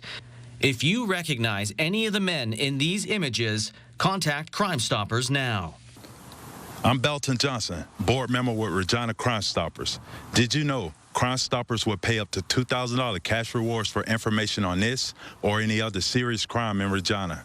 Callers do not have to identify themselves. Calls are not traced or recorded. In Regina, Saskatchewan, and Canada, call Crime Stoppers at 1-800-222-TIPS. That's 1-800-222-8477. You can also access our website at www.reginacrimestoppers.ca. Remember, our community suffers when you remain silent. Please report crime. Crime Stoppers is brought to you by Leak Audiology, helping you live well with better hearing. All right, it's the first day back to work after a long weekend. We have to wake people up with some cuteness, Bill. So who do you have with you from the Regina Humane Society this morning? Well, this morning I've got a very young little guy here named Jade. He's about 3 months old and was found along with 5 siblings and his mom at a construction site actually not that long ago. They were brought here and they're all doing really, really well, looking for their forever home now. And cute as a button too. I don't know if you can tell, but they got some big ears to grow into. And this guy's probably got the smallest ears of the 3 that he's living with right next behind me here in the next room. To have a pretty sweet personality, he could go to any home? I think so. I mean, yeah, he's a playful kitten. He's been exploring around the room here. They're going to do that at home, too. So make sure you're prepared for that. They're going to want to climb things, give them lots of toys and places where they can scratch so they don't scratch your couch. And he'll be happy as all get out. He's quite comfortable here, as you can see. Oh, well, I'm hoping he finds his forever home. Let's move on. The 1 week countdown now for Pints for Paws. What should people know? Yeah, next Tuesday is our annual Pints for Paws night. It's at Mr. Mike's Casual in Harbour Landing, and we still have some tickets left for that, too. It's a great evening, very important fundraiser for us to have the funds available to look after little guys like Jay here. We're going to have a 50-50 draw and a really cool silent auction, too, as well as some great food and great friends, too, all in support of the animals that are in our care. Bill, it's hard to believe that we're already talking about the holidays, but the 2025 Holiday Lottery is now on sale for the Regina Humane Society. What should we know about that? Yeah, looking outside this weekend, it wasn't that hard to imagine. It's not that far away. But yes, our holiday lottery is on. You can get your tickets on our website. And you can win anywhere between $100 and $2,000 every single day in December. And again, a very important fundraiser for us where we want to see that is successful and that we have the funds available to look after the animals. 3,700 or so each year come through our doors, so we need to be ready for that. Bill, we only have about 30 seconds left, but you have some calendars coming out again this year? Yeah, we've been getting some calls. They're not available quite yet. They're still at the printers. We're expecting them any day now. And each one of those months has a story of an animal that's been in our care that our community helped provide for and to look after, make sure they had a place to turn when they needed it most. So you can look for that on the website as well. Right. We always enjoy our weekly check-in with you at the Regina Humane Society. Bill, thank you so much for your time. Have a great day.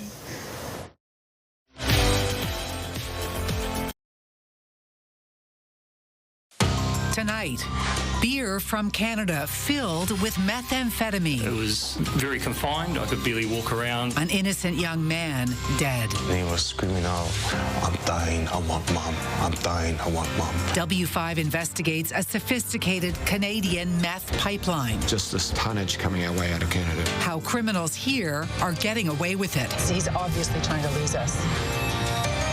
Tonight on CTV National News and ctvnews.ca. Wardrobe consideration by Colin O'Brien Man's Shop, defining contemporary style for over 20 years. Your morning just got a whole lot richer. We're giving away a staggering $20,000, and it's time for today's code word. Imagine what you could do with an extra 20 grand. The possibilities are endless. Today's code word is breakfast. Head to the contest page on our website or scan the QR code on your screen. Enter that code word along with your info for your chance to win CTV Your Morning Saskatchewan's $20,000 giveaway.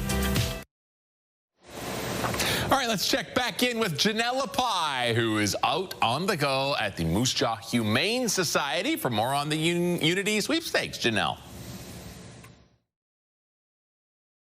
Having a lot of fun with a lot of sweet furry friends here this morning. I've got Dana with me. We're going to talk a little bit about Unity Sweepstakes and what that means for the organization itself. Good morning, and thank you for having us this morning. Let's dive into a little bit about what Unity Sweepstakes is. Unity Sweepstakes is its own entity. So in the province of Saskatchewan is the only place that Unity Sweepstakes exists, and they have 7 charities currently under them. So when you purchase your Unity Sweepstakes ticket, you get to choose which charity you want to support. You can choose all charities, where every charity gets a little bit of your ticket prices, or if you want all of your ticket purchase to go towards a certain charity, you can choose.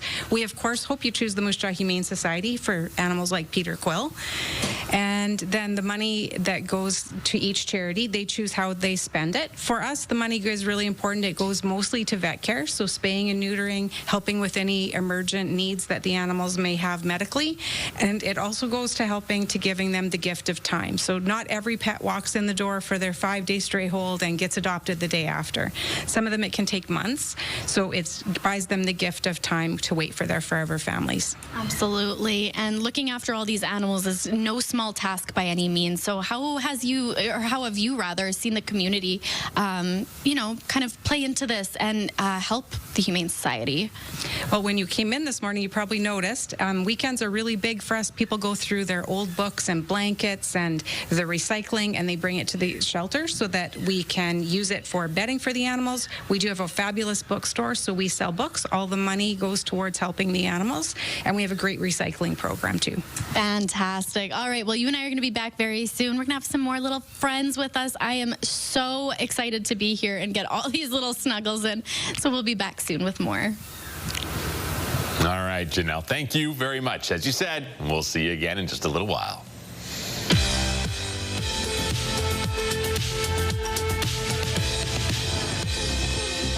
It's October 14th, and we have these milestones to share with you. Starting off with some belated love from over the weekend, Clint from Mankato was celebrating his birthday, and Joanne and Mervyn were sending him some well wishes. Have a great year ahead. Joanne and Mervyn were also sending love over to Lynn and Patrick from Sherwood Park over the weekend. They were celebrating their anniversary. Congratulations on another year of love and commitment.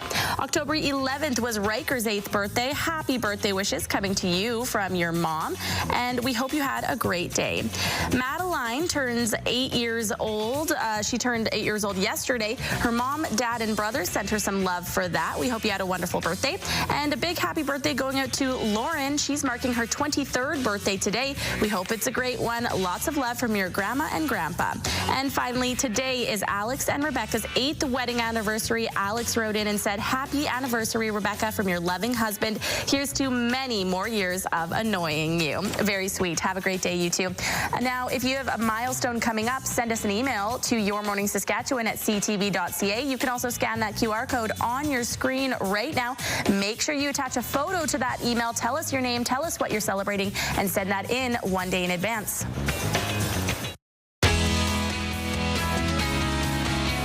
How's life different now that you're a happily married man, aside from listenership on the female side going down a little bit because their hearts are broken?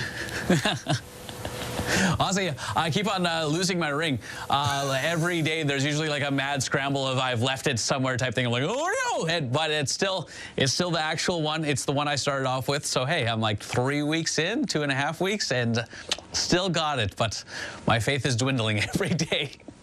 Not good at keeping track of things. What I am keeping track of is the code words, though, to get you off to Jamaica. 8 o'clock will be the next one here today. If you needed inspiration, any more inspiration to win a free trip, that little blast of snow over the weekend certainly gets you there. So we're going to call up another winner after 8 o'clock, but those code words continue at 8 and then every 2 hours until 6 p.m. tonight. I did get the chance to meet your grandparents at your wedding, so hi to them. Fred and Herda, big shout out to them.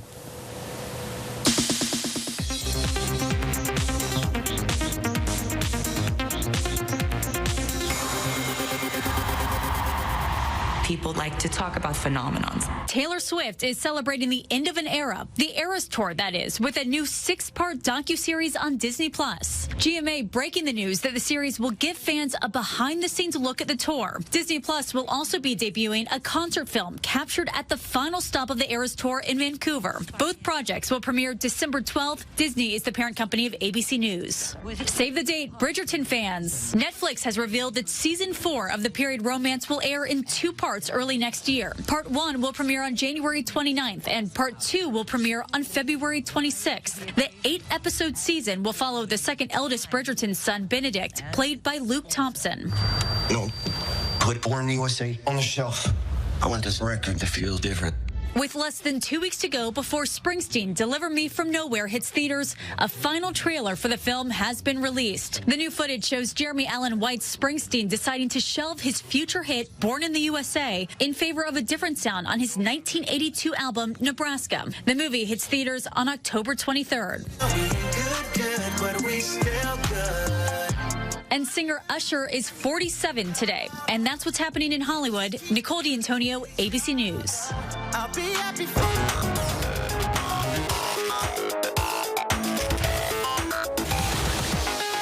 Time for your sidebar. We begin with a would you rather question. Serious question. Would you rather have no AC in your car in the summer or no heater in your car in the winter? You can only pick one. Serious question. Would you rather? No, it's an obvious answer for most of us in Saskatchewan. I don't know many who would say you don't want heat in the winter. Yeah, this one depends on where you live. Saskatchewan, I cannot imagine not having a heater in the winter. We got to look up this Holden Davenport and find out where he is in the world. Yeah. I'm going to do that while you do this next one. All right. Well, we saw earlier some humans dancing to start the week, but it's not just the humans.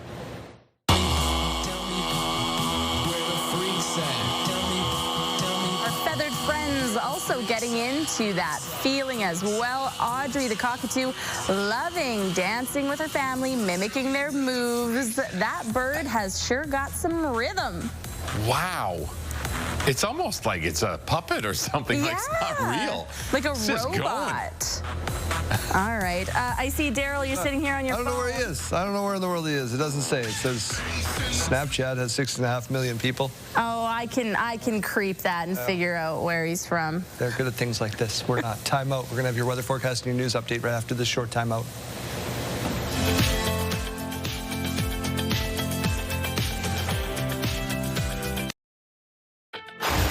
It's Tuesday, October 14th. Uncertainty in Gaza over what comes next as Israeli hostages and Palestinian prisoners are reunited with their families. Fire crews in Regina battle a large multi-home fire overnight. Kamloops, Hurlburt at the blue line. Watched by Keaton Brown. Herbert, Lafreniere, shoots, scores! The Regina Pass slow start continues, but they did earn a point yesterday. Stay with us. Saskatchewan, your morning starts right now.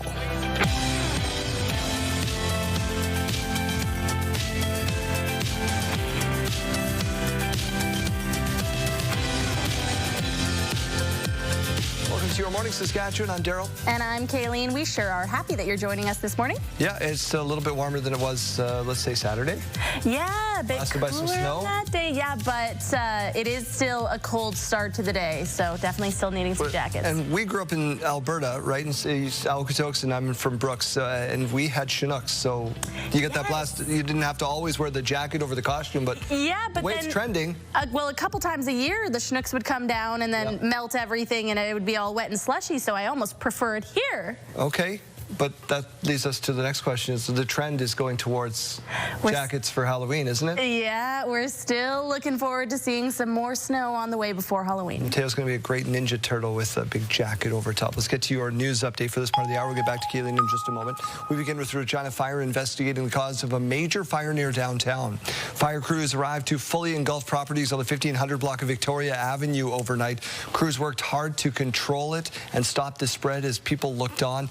No injuries were reported. No word yet on the cause. A death investigation is underway after a body was discovered on College Avenue in the early morning hours of Monday. According to police officers called to the 100 block of College Avenue around 4:30 in the morning. After they got there, they discovered the body of a man. He's yet to be identified. The area was secured. Officers from Major Crimes and Forensics brought in. And a 19-year-old girl is dead after a serious collision near the intersection of Dudney Avenue and Elphinstone Street, also in Regina.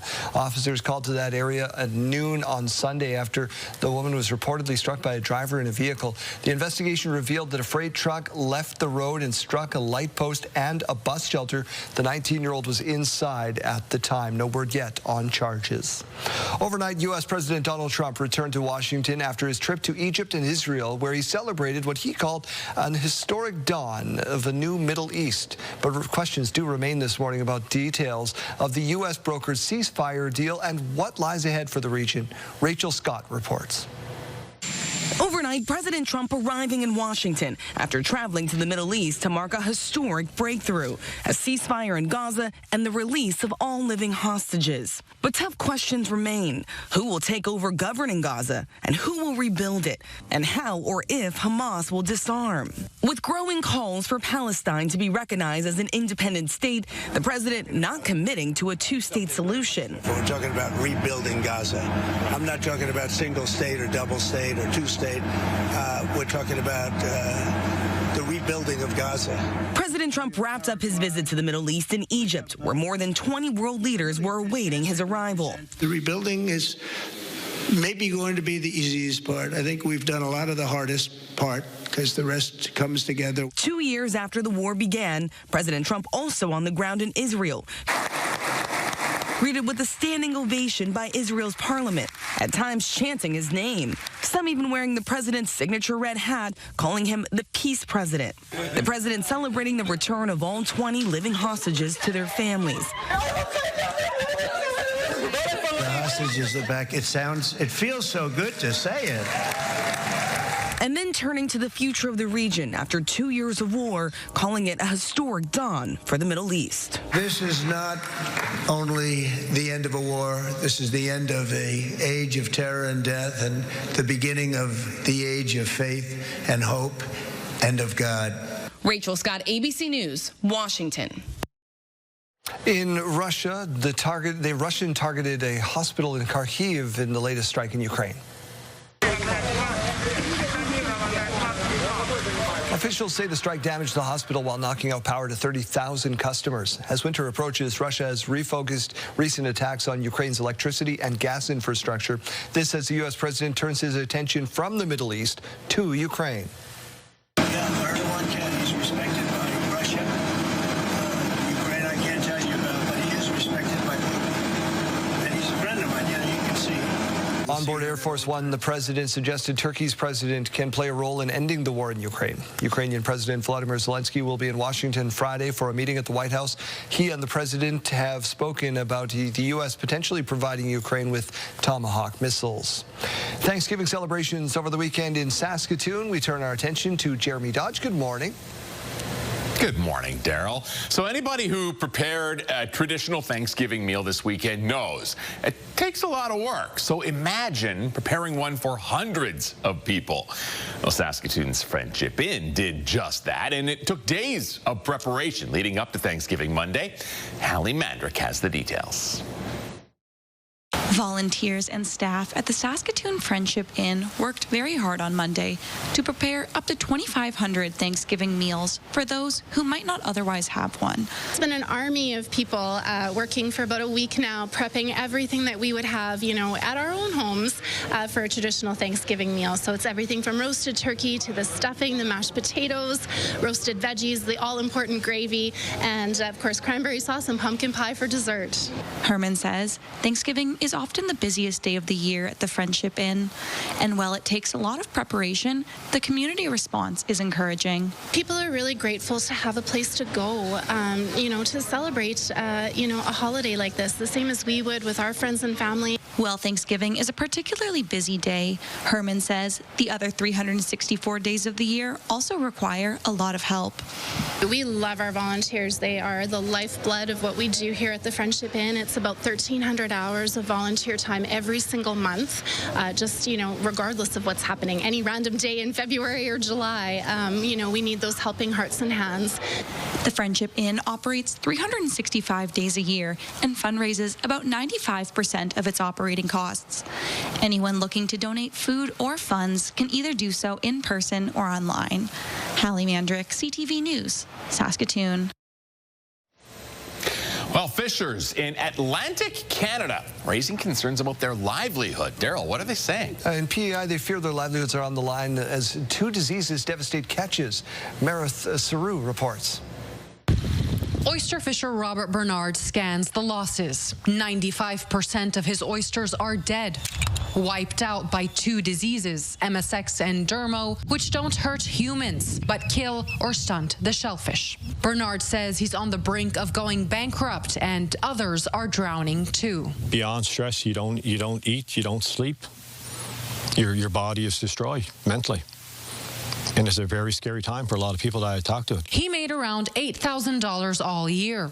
And this is all I did. I put my heart and soul in this. Not enough to live on. It's like a wildfire. All the other rivers, they know it's coming, and it's coming fast. The risk is so high, oyster buyers are pulling back too. Thomas Burley sifts through his racks, throwing dead oyster after dead oyster into the water. This industry has been self-sustaining for hundreds of years, and it's on the verge of collapse, basically, if we don't do something. Up to 30% of what his company purchases is lost before making it to market. That's hundreds of thousands of dollars in financial losses. So this fall, instead of supporting 100 fishers, he's down to 20.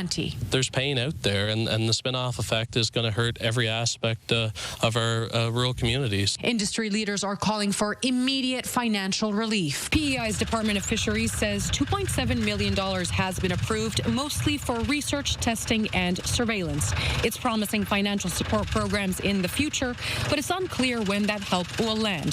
So fishers here and beyond still wait, worried. Maria Sru, CTV News, East Bideford, Prince Edward Island. Thank you, Maria. SpaceX launched yet another test of its Starship rocket, successfully making it halfway around the world. We have liftoff. Go Super Heavy. Go Starship. Thanks for all the historic flights, Pad 1. Starship, the largest rocket ever built, reached space before splashing into the Indian Ocean in the 11th test flight. SpaceX founder Elon Musk intends to use the rocket to eventually send people to Mars. The Jays will have a tough uphill climb as they want to come back in the ALCS.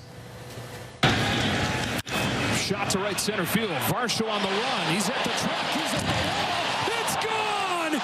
It's pulled. That was a heartbreaker, wasn't it? If you're a Jays fan, they lost 10-3 yesterday. Trey Savage, who was so good against the Yankees, was ungood in this one. That's a word that I trademarked. You can use it. The Jays are now down 2-0 in the series, heading over to Seattle. The Canadian men's soccer team has a major test ahead of the 2026 World Cup tonight. This is a big opportunity for us to prove to ourselves that we are continuing to move in the right direction. Our men are taking on the 13th ranked country in the world, Colombia. In New Jersey is where this game is happening. This is after a frustrating 1-0 loss to Australia in Montreal on Friday night. Meanwhile, Colombia just beat Mexico 4-0 on Sunday. Canada will face Ecuador and Venezuela in next month's international break. Seems like a good day to stay inside and watch some sports. I mean, in this part of the season, we are seeing those temperatures go down today. In fact, going to be below the seasonal average. So, hey, if you want to stay inside today, maybe curl up, watch some TV, read a good book, stay warm inside this morning because it is cool out there. 1 degree in Regina. We are seeing a lot of that cloud cover this afternoon. In the central zones, we're not going to be seeing quite as much, just a little bit more of that sunshine poking through this afternoon. Some winds coming in at 22 kilometers per hour in Regina and 15 kilometers per hour in Saskatoon, where we are waking up to 0 degrees. Now here's a look at that radar and satellite. You can see that we did get some more of those flurries overnight and into the early morning hours today. But as we continue on to look at our future cast, well, we're just seeing some of that precipitation down in the southeast corner later on this afternoon. As we continue on into those overnight hours into tomorrow, we're just seeing some of that cloud cover, mainly concentrating in areas east of Saskatoon, east of Prince Albert there. And then as we continue on to look at Wednesday afternoon, we start to see more of that rain coming up from the United States. It's really going to be impacting areas right around Estevan as we make our way into Thursday late afternoon. This is at about 6:45 p.m. Now let's take a look at some of those current temperatures. Spirit Wood has warmed up a little bit in the past few minutes. They were at -7. Now they're at -4, so things are starting to warm up in some areas. -2 in Melfort, 0 degrees still in Hudson Bay. Turning our attention down towards the southeast end at -2 this hour, Swift Current at -1, Weyburn at 0 degrees, and Yorkton at 1 degree. Now, if you're wondering just how below this seasonal average it is, well, in Regina, the average for this time of year, 12.5 degrees. The high today going to be 7 degrees in Regina, 6 degrees today in Saskatoon, where the average is 11.9. Last year, it was warmer in both cities. Last year on this day, we were seeing 14 degrees in Regina and 16 degrees in Saskatoon. The record for Regina was back in the year 1988. That was 26.1 degrees, and 1961 it was 23.9 degrees in Saskatoon. And we'll be seeing that sun going down tonight at 6:09 p.m. in Regina and 6:15 p.m. in Saskatoon. Here's a look at that 7-day forecast where we can see some more precipitation on the way. We are going to be seeing some more precipitation that you can't see with those icons on your screen. That's because they're going to be coming during the overnight hours on Wednesday and Thursday. Now in Saskatoon, seeing that high of 6 degrees today, 10 degrees with that mix of sun and cloud tomorrow, 11 degrees on Thursday, some more rain on the way on Friday afternoon, and a nice high of 10 degrees for Saturday and Sunday.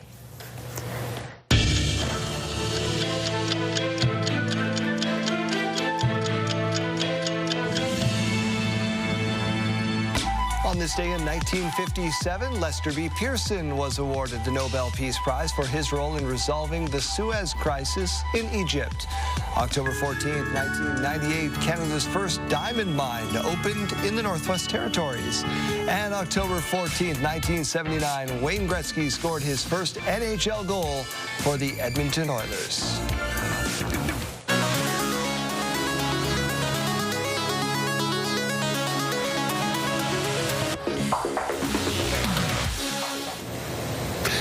In case you missed it, season 2 of Squid Game. It's in the past. It aired earlier this year, but now we're getting season 2 of Squid Game: The Challenge. Attention players.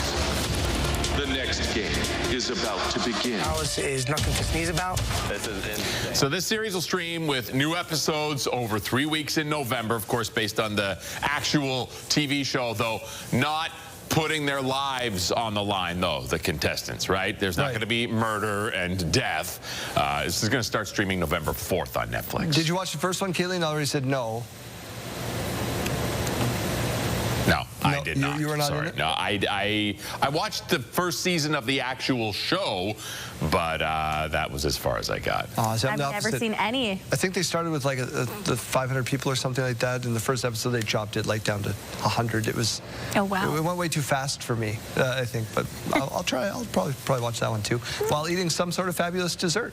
Yeah, and today is National Dessert Day, so we're asking you, what's the best dessert? A lot of pies coming in on our text line this morning. Donna saying Saskatoon, blueberry, apple, lemon, meringue, and chocolate chip cheesecake. Just name the ones you don't like, Donna. If the list. Wow, yeah. Sheena saying cheesecake is #1, but it would be next to a coconut cream pie. Yummy. Margie C on X saying my daughter Jessica's homemade cherry Danish or her cinnamon buns.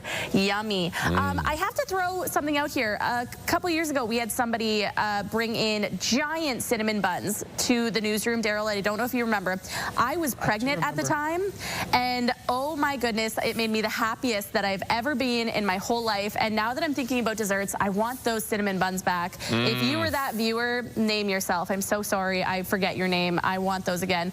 Michelle saying best dessert is lemon meringue pie. Brenda saying warm bread pudding with warm caramel sauce. And we have on X lemon meringue pie and apple dumplings and homemade caramel sauce. Delicious answers this morning. Thank you so much for answering. We hope you enjoy some great desserts today for National Dessert Day.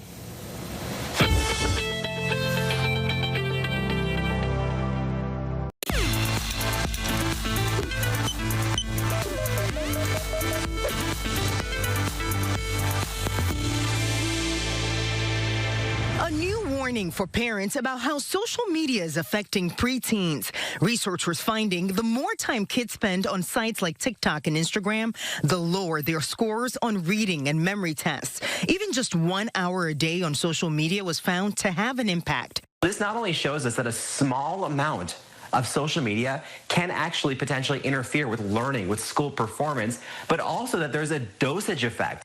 So the more social media these kids are using, the worse they're doing. The study of students ages 9 to 13 found about 1 hour per day on social media led to test scores 1 or 2 points lower. Those spending more time on social media saw a 4 to 5 point drop. While a few points may not seem like a big deal, doctors warn teens' social media use increases as they age, meaning more risks down the road. We are essentially putting an entire generation of kids in an uncontrolled experiment with the amount of social media that's out there, with how addictive these phones are, and all of it ties together. And who knows what could potentially happen in 5, in 10, in 20 years. Just yesterday, California became the latest state to require warning labels on certain social media sites when kids log on. Tech companies have defended their safeguards when it comes to kids online.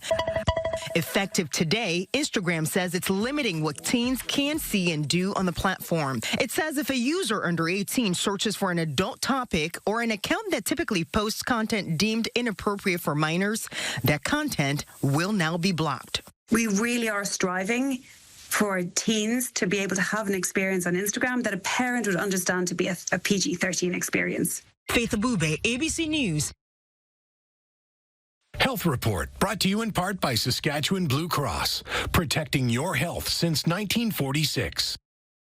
Your morning just got a whole lot richer. We're giving away a staggering $20,000, and it's time for today's code word. Imagine what you could do with an extra 20 grand. The possibilities are endless. Today's code word is breakfast. Head to the contest page on our website or scan the QR code on your screen. Enter that code word along with your info for your chance to win CTV Your Morning Saskatchewan's $20,000 giveaway. Tickets are now on sale for the Canadian Western Agribition 2025, and it's going to be another big year. To tell us what we can expect, we welcome in CEO Sean Kindop. Good morning and welcome. Morning, thanks for having me. Thanks for your time. So let's jump right on in. What's new this year? Yeah, this year we're going to be having a family night on the Tuesday. So we've the freestyle bullfighting will not be returning. We want to really make it a family event. So we've worked with the partners at Real to make it very affordable. So there's going to be an affordability menu so people can grab their kids from school and come and have a bite.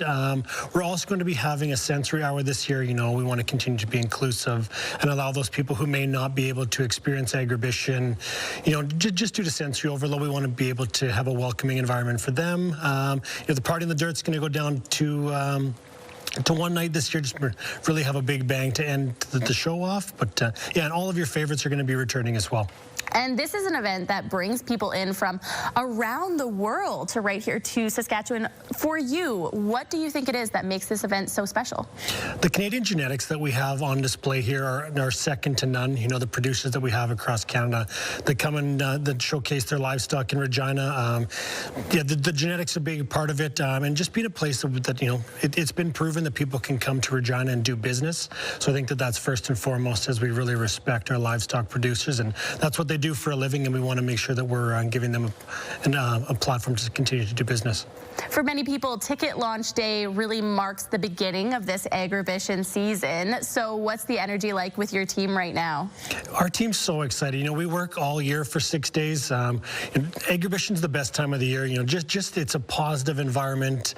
It's people coming together. It's full hotels and full restaurants. Just the vibe around Agribition it's second to none, and our team's so excited for November. Now, with the ticket launch, though, what's your message to people who are planning to come down in November, and maybe your message to people who have never come before, who are considering checking it out this year? Yeah, so to those who have never came, it is possible to come and see Agribition for zero charge. So you can come in on Monday with free admission, courtesy of CN, walk the trade show, get a little bit of the lay of the land.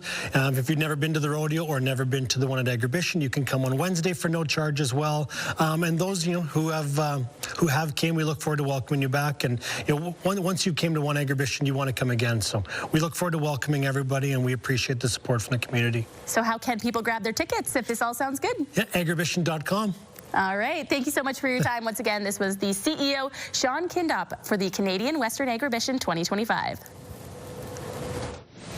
Halloween has taken center stage in Saskatoon, and our Mike Siona has spent the morning looking at why. Mike. Well, one final time this morning at Pumpkins After Dark with Josh Turner, and we've gone through and walked just over a kilometer through all of the, the path of the pumpkins, as we'll call it, and now we're back here kind of at home base, and you guys have food trucks. What else is going on around here? Yeah, so we got 2 food trucks going on. We got beaver tails. We have our monster maze over here. It's an interactive 3D maze where you walk inside, see zombies kind of coming at you. We've got some games going on over over here, cotton candy, lots and lots of photo ops, and just a lot of cool things for the kids and the family. Yeah, it really, really is spectacular. And as it gets darker, it really takes a life of its own, that's for sure. This guy behind us has a life of his own, too, some animatronics. How much fun is it to put it all together? Oh, this is it's just a great experience to put this all together and see everybody's faces when they go through it, and the wow of the children and kids, and it's just so much fun. Now, it's 10,000 pumpkins, and that doesn't count these incredible pumpkin sconce glasses, eh? Yeah, no, we like I said, we pulled all the stops this year. We got a whole bunch more things in, and including this beautiful gentleman. Bumbledorf. Well, they do say beauty lies in the eye of the beholder, so we'll leave it at that. I don't know if I'd chalk him up to beautiful, but he certainly is spooky. He certainly fits the Pumpkins After Dark motif. Give us again a reminder of when people can come down here. Yeah, for sure. So we're open Thursdays throughout the weekend to Sundays, 6:30 till 11. And yeah, come down. It's a great family event. It's not too spooky, so it's great for the whole family. All right, there it is. Pumpkins After Dark. Check them out right here at Prairieland Park. And yeah, you got till Halloween, obviously.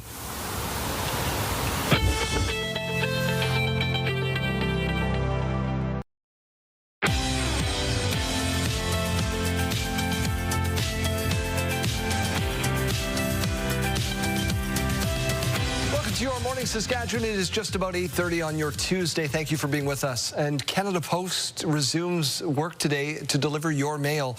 The union is now shifting from nationwide strikes to rotating strikes. The strike began on September 25th, you'll remember, the second in less than a year after the federal government announced plans to restructure Canada Post. It's now on track, by the way, to lose $1.5 billion this year. The restructuring includes ending door-to-door delivery. In another blow to Canadian producers, new tariffs come into effect on wood products today. The U.S. will now be collecting a 10% tariff on imported timber and lumber and a 25% tariff on kitchen cabinets, bathroom vanities, and upholstered furniture. The U.S., by the way, imports the majority of its lumber from Canada, and the tariffs are meant to encourage more domestic logging and furniture manufacturing, but critics say it'll just raise prices. Foreign Affairs Minister Anita Anand continues her visit to India today, marking the first by a Canadian cabinet minister after 2 years of a diplomatic strain. This is a step-by-step approach. It is a systematic approach that the Government of Canada is taking, and I am here to emphasize the importance of the comprehensive nature of the joint declaration and the work that we will do together in building the bilateral relationship step by step. Anita Anand met with India's Prime Minister Modi on Monday, where they spoke on building momentum gained earlier this summer when Modi met with Prime Minister Mark Carney at the G7. Now to the major storms on both U.S. coasts, the aftermath of a deadly nor'easter and dangerous flooding in the west. Ginger Z tracking it all. Vicious winds in parts of the southwest and northeast. A powerful storm known as a microburst tore through Tempe, Arizona, ripping the roof off this business, trees crushing this apartment complex. More than 130 people now displaced. It's just me and my animals in there, and I don't even know where I'm going to go. The Phoenix Zoo saying no animals were hurt, but closed today after gusts of at least 60 miles per hour did extensive damage. And in the Northeast, that slow-moving nor'easter, gusts up to 60 miles per hour causing thousands of power outages. A 76-year-old woman was killed in New York City after winds ripped a solar panel off a parking structure, sending it sailing 20 feet. Multiple water rescues reported in the coastal flooding down the Jersey Shore. And the high surf making for a daring rescue off Cape Cod. Crews pulling a man to safety after he was spotted in the water by a nearby ferry. Ginger Z, ABC News, New York. Rescue crews are searching for survivors of landslides and flooding that have killed dozens and left dozens more missing in Mexico's Gulf Coast and central states. Trained sniffer dogs are combing through mud and debris, searching for people still missing after last week's torrential rains. More than 100,000 homes have been impacted by flooding that was triggered by an unnamed tropical depression that came to an end of the rainy season.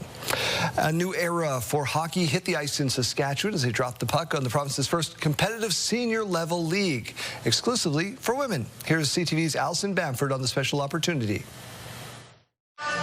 was definitely nervous. Savannah Stevenson hasn't played on a competitive hockey team since finishing her U.S. college career in 2020. Hockey was always an escape for me, so being able to get on the ice, I was able to leave everything at home. And now she has that outlet back in Canada.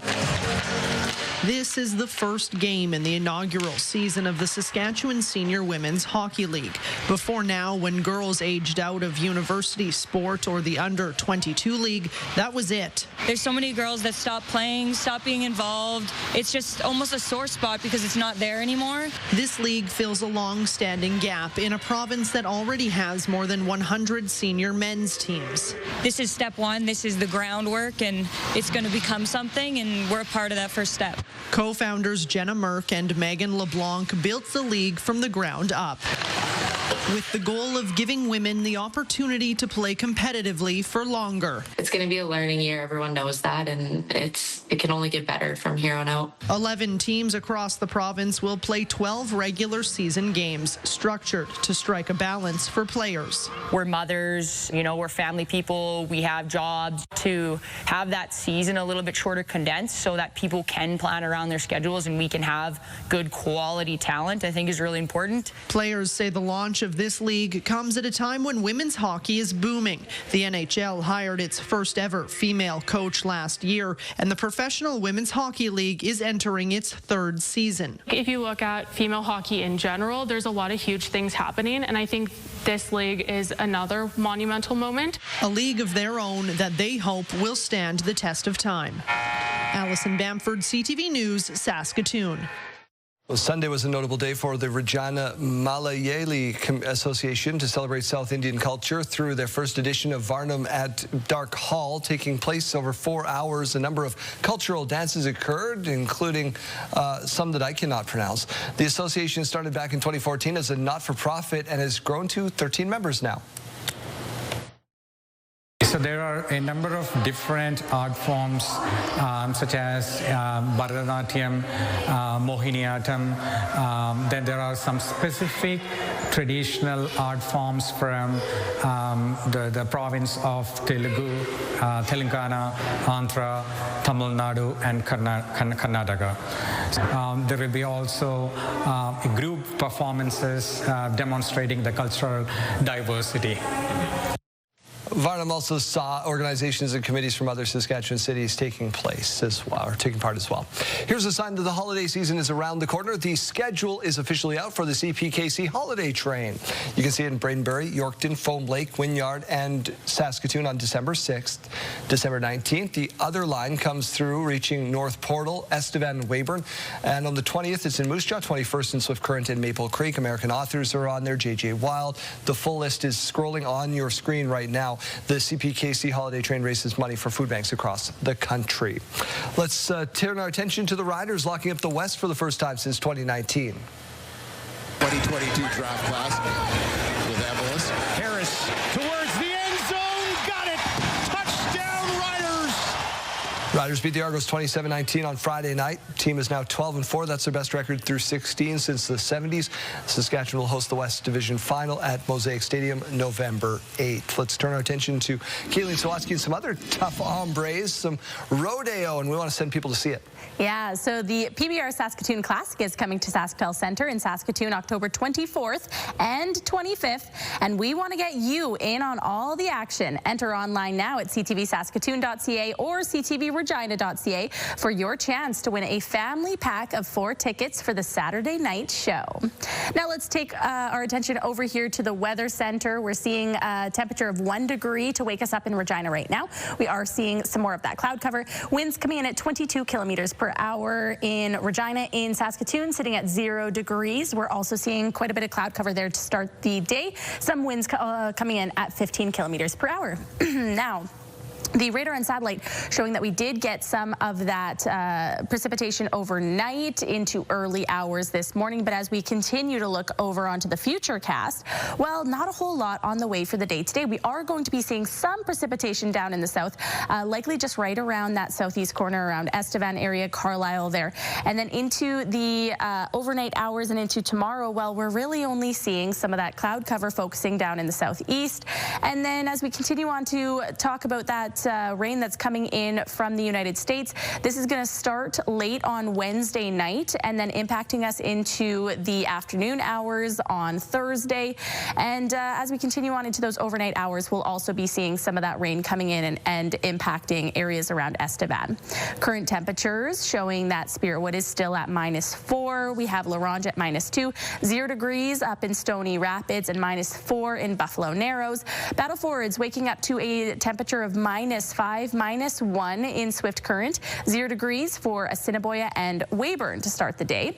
Now, if you're wondering just how typical this is, well, in Regina, the high this time of year is typically around 12.5 degrees, but today the high is going to be 7 degrees, so below that seasonal average today. Also below that seasonal average will be Saskatoon, reaching that high of 6 degrees, and the average is about 11.9. Last year, it was quite a bit warmer, with Regina seeing a high of 14 degrees and Saskatoon seeing 16 degrees.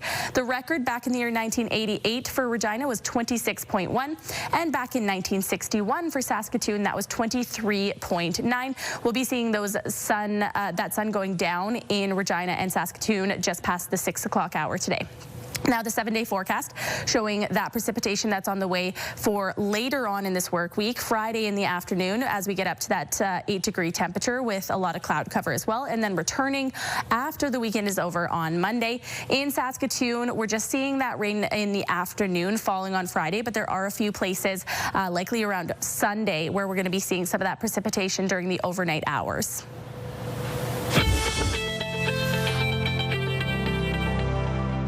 Tonight, beer from Canada filled with methamphetamine. It was very confined. I could barely walk around. An innocent young man dead. He was screaming out, "I'm dying, I want mom. I'm dying, I want mom." W5 investigates a sophisticated Canadian meth pipeline. Just this tonnage coming away out of Canada. How criminals here are getting away with it. He's obviously trying to lose us. Tonight on CTV National News and ctvnews.ca.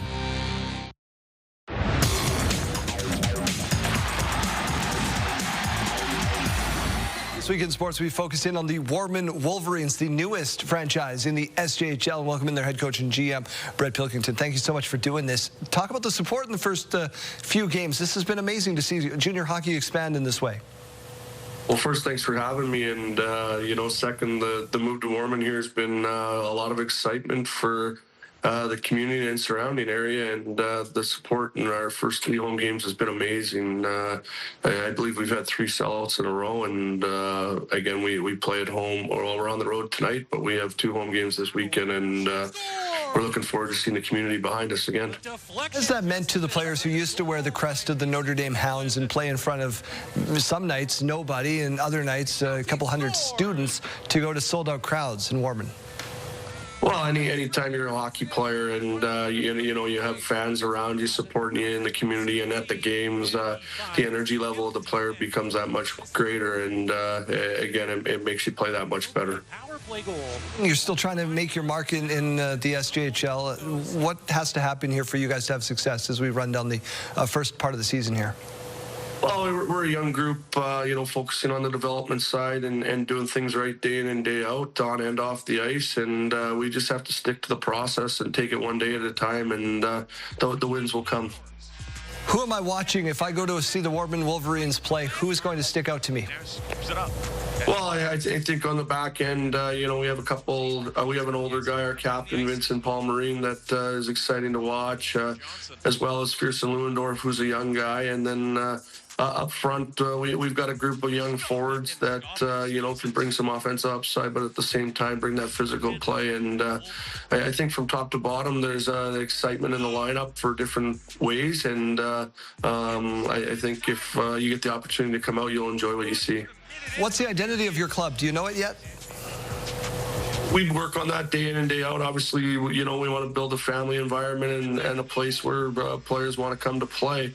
And we want to be known as a team that plays fast and plays the right way. How about these La Ronge Ice Wolves that you're going to face tonight? What do they pose? Well, they're a young team. Obviously, they compete very hard. They got an experienced coach. And, again, anytime you have to go up into the La Ronge rink there, it's a tough barn to play in. And you got to match and go above them each and every shift and hope to fill the net more than they do. Mark, for success, what's your demarcation line? Where we want to be at the end of the year, obviously, is in the playoffs and competing for championships. And as I said earlier, again, the progress, the process of getting better and developing players for the opportunity to move up in hockey is the main focus. Yeah, merch everywhere. The branding has been phenomenal. Have you seen the support around town, around Saskatoon as well? Yeah, you're seeing it more and more, you know, whether it's in Saskatoon or Warman or Martinsville, you know, the merchandise is out there and it looks pretty nice. So, you know, people like to buy it. Make a road trip and grab one myself. Brett, thank you for doing this. I appreciate it. Good luck tonight against the Ice Wolves. Thanks very much, and thanks for having me. Absolutely. Full schedule is at SJHL.ca. And as I always say, support junior hockey.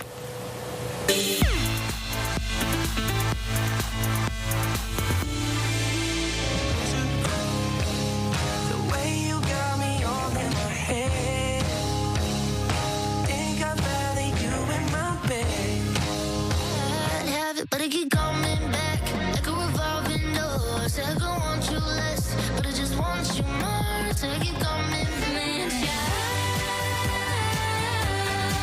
Why you always come running on me?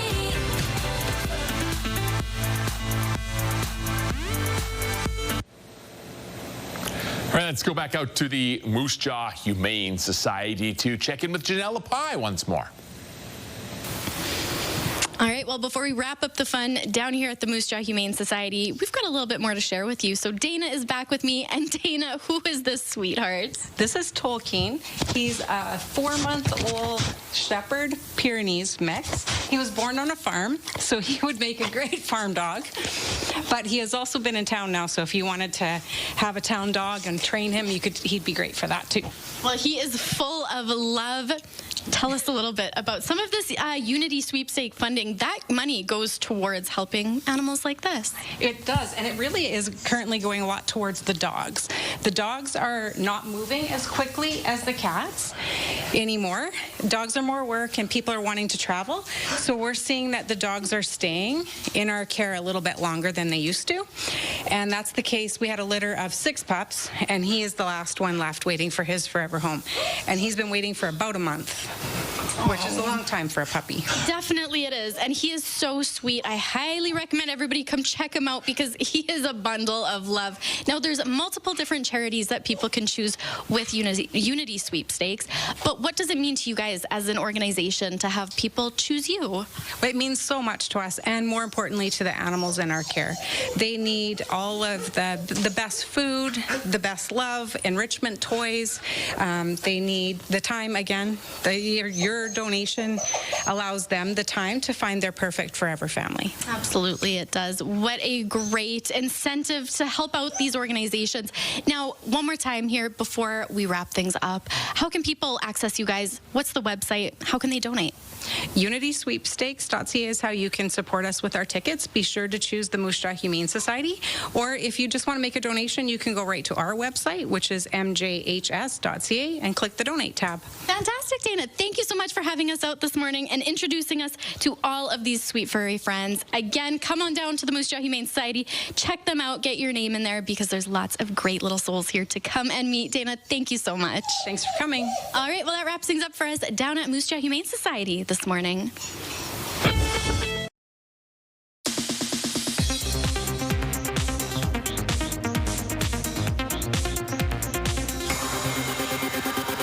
Diane Keaton's performance in the title role of Annie Hall made her a national sensation, a Best Actress Oscar winner, and a movie star evermore. Oh, well, la-di-da, la-di-da, la-la. Fresh and funny and fascinating, her look sparking a major fashion trend of the 1970s. She'd also play Kay Adams, the eventual spouse to Al Pacino's Michael Corleone.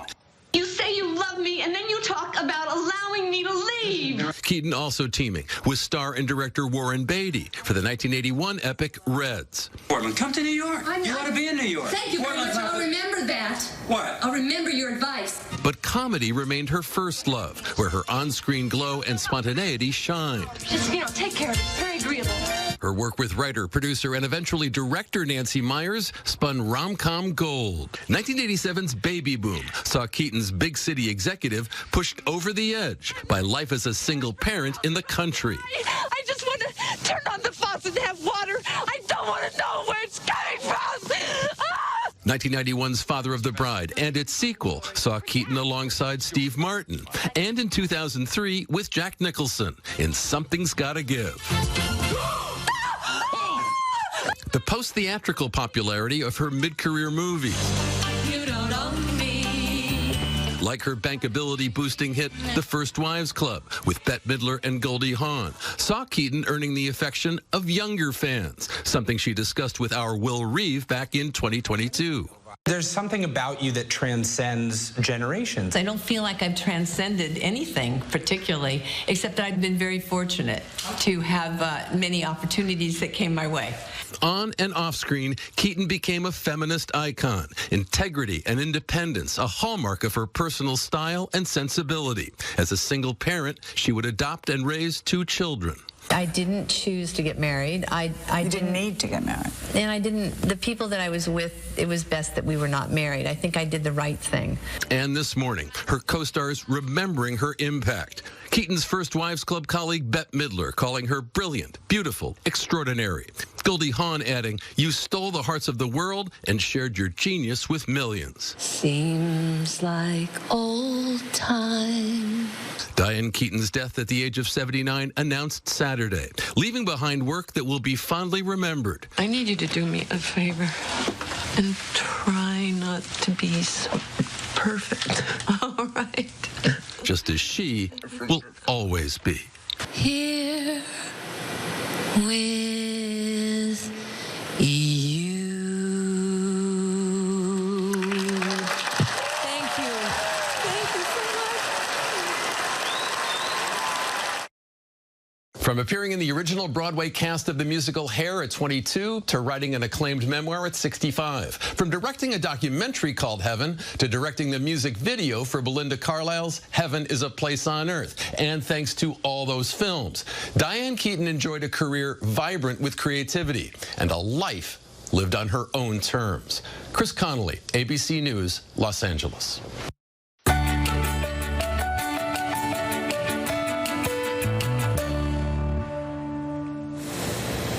A new beauty pageant recently took place in South Carolina, showing beauty never fades. Yeah, Leah Phillips now with the crowning moment. Just because they're in a wheelchair, they can still be fabulous. The timeless beauties at Fleetwood Post-Acute certainly proved that to be true as they competed for the crown. We did hair, we did nails, we did makeup, and not only did it brighten their day, it brightened our day. We learned so much. Students from the Upstate College of Cosmetology provided the pampering, making dozens of residents feel beautiful on their big day. Just because they have wrinkles, people might see that, you know. That's not how I look at things. I look more into their eyes. I see their spirit, their soul. The ladies even receiving a personal escort or 2 from local fire and policemen as their loved ones cheered them on from the audience. So our residents, I don't see them as residents or a number. You know, I see them as people. They're my family. While rocking their greatest gowns, the ladies were asked 2 questions: what advice they would give younger generations and what beauty means to them. We always have that little child in us that wants to dress up and to wear a crown and to feel beautiful. And I think that's part of, you know, what we do in life. Everybody, you know, puts on their fancy shoes and, you know, gets their hair and makeup done, and you feel like you can conquer the world. Each and every participant received a special award, but of course, the timeless queen of Fleetwood was crowned. And I love them, like I said, and that makes me feel so proud to honor my residents. All right, so if you're in one of these beauty contests, what happens? Sabotaging other people. I want to win. I'm not here to make friends. Okay. Okay. All right, fair enough. Let's get to your sidebar. Gotta do you.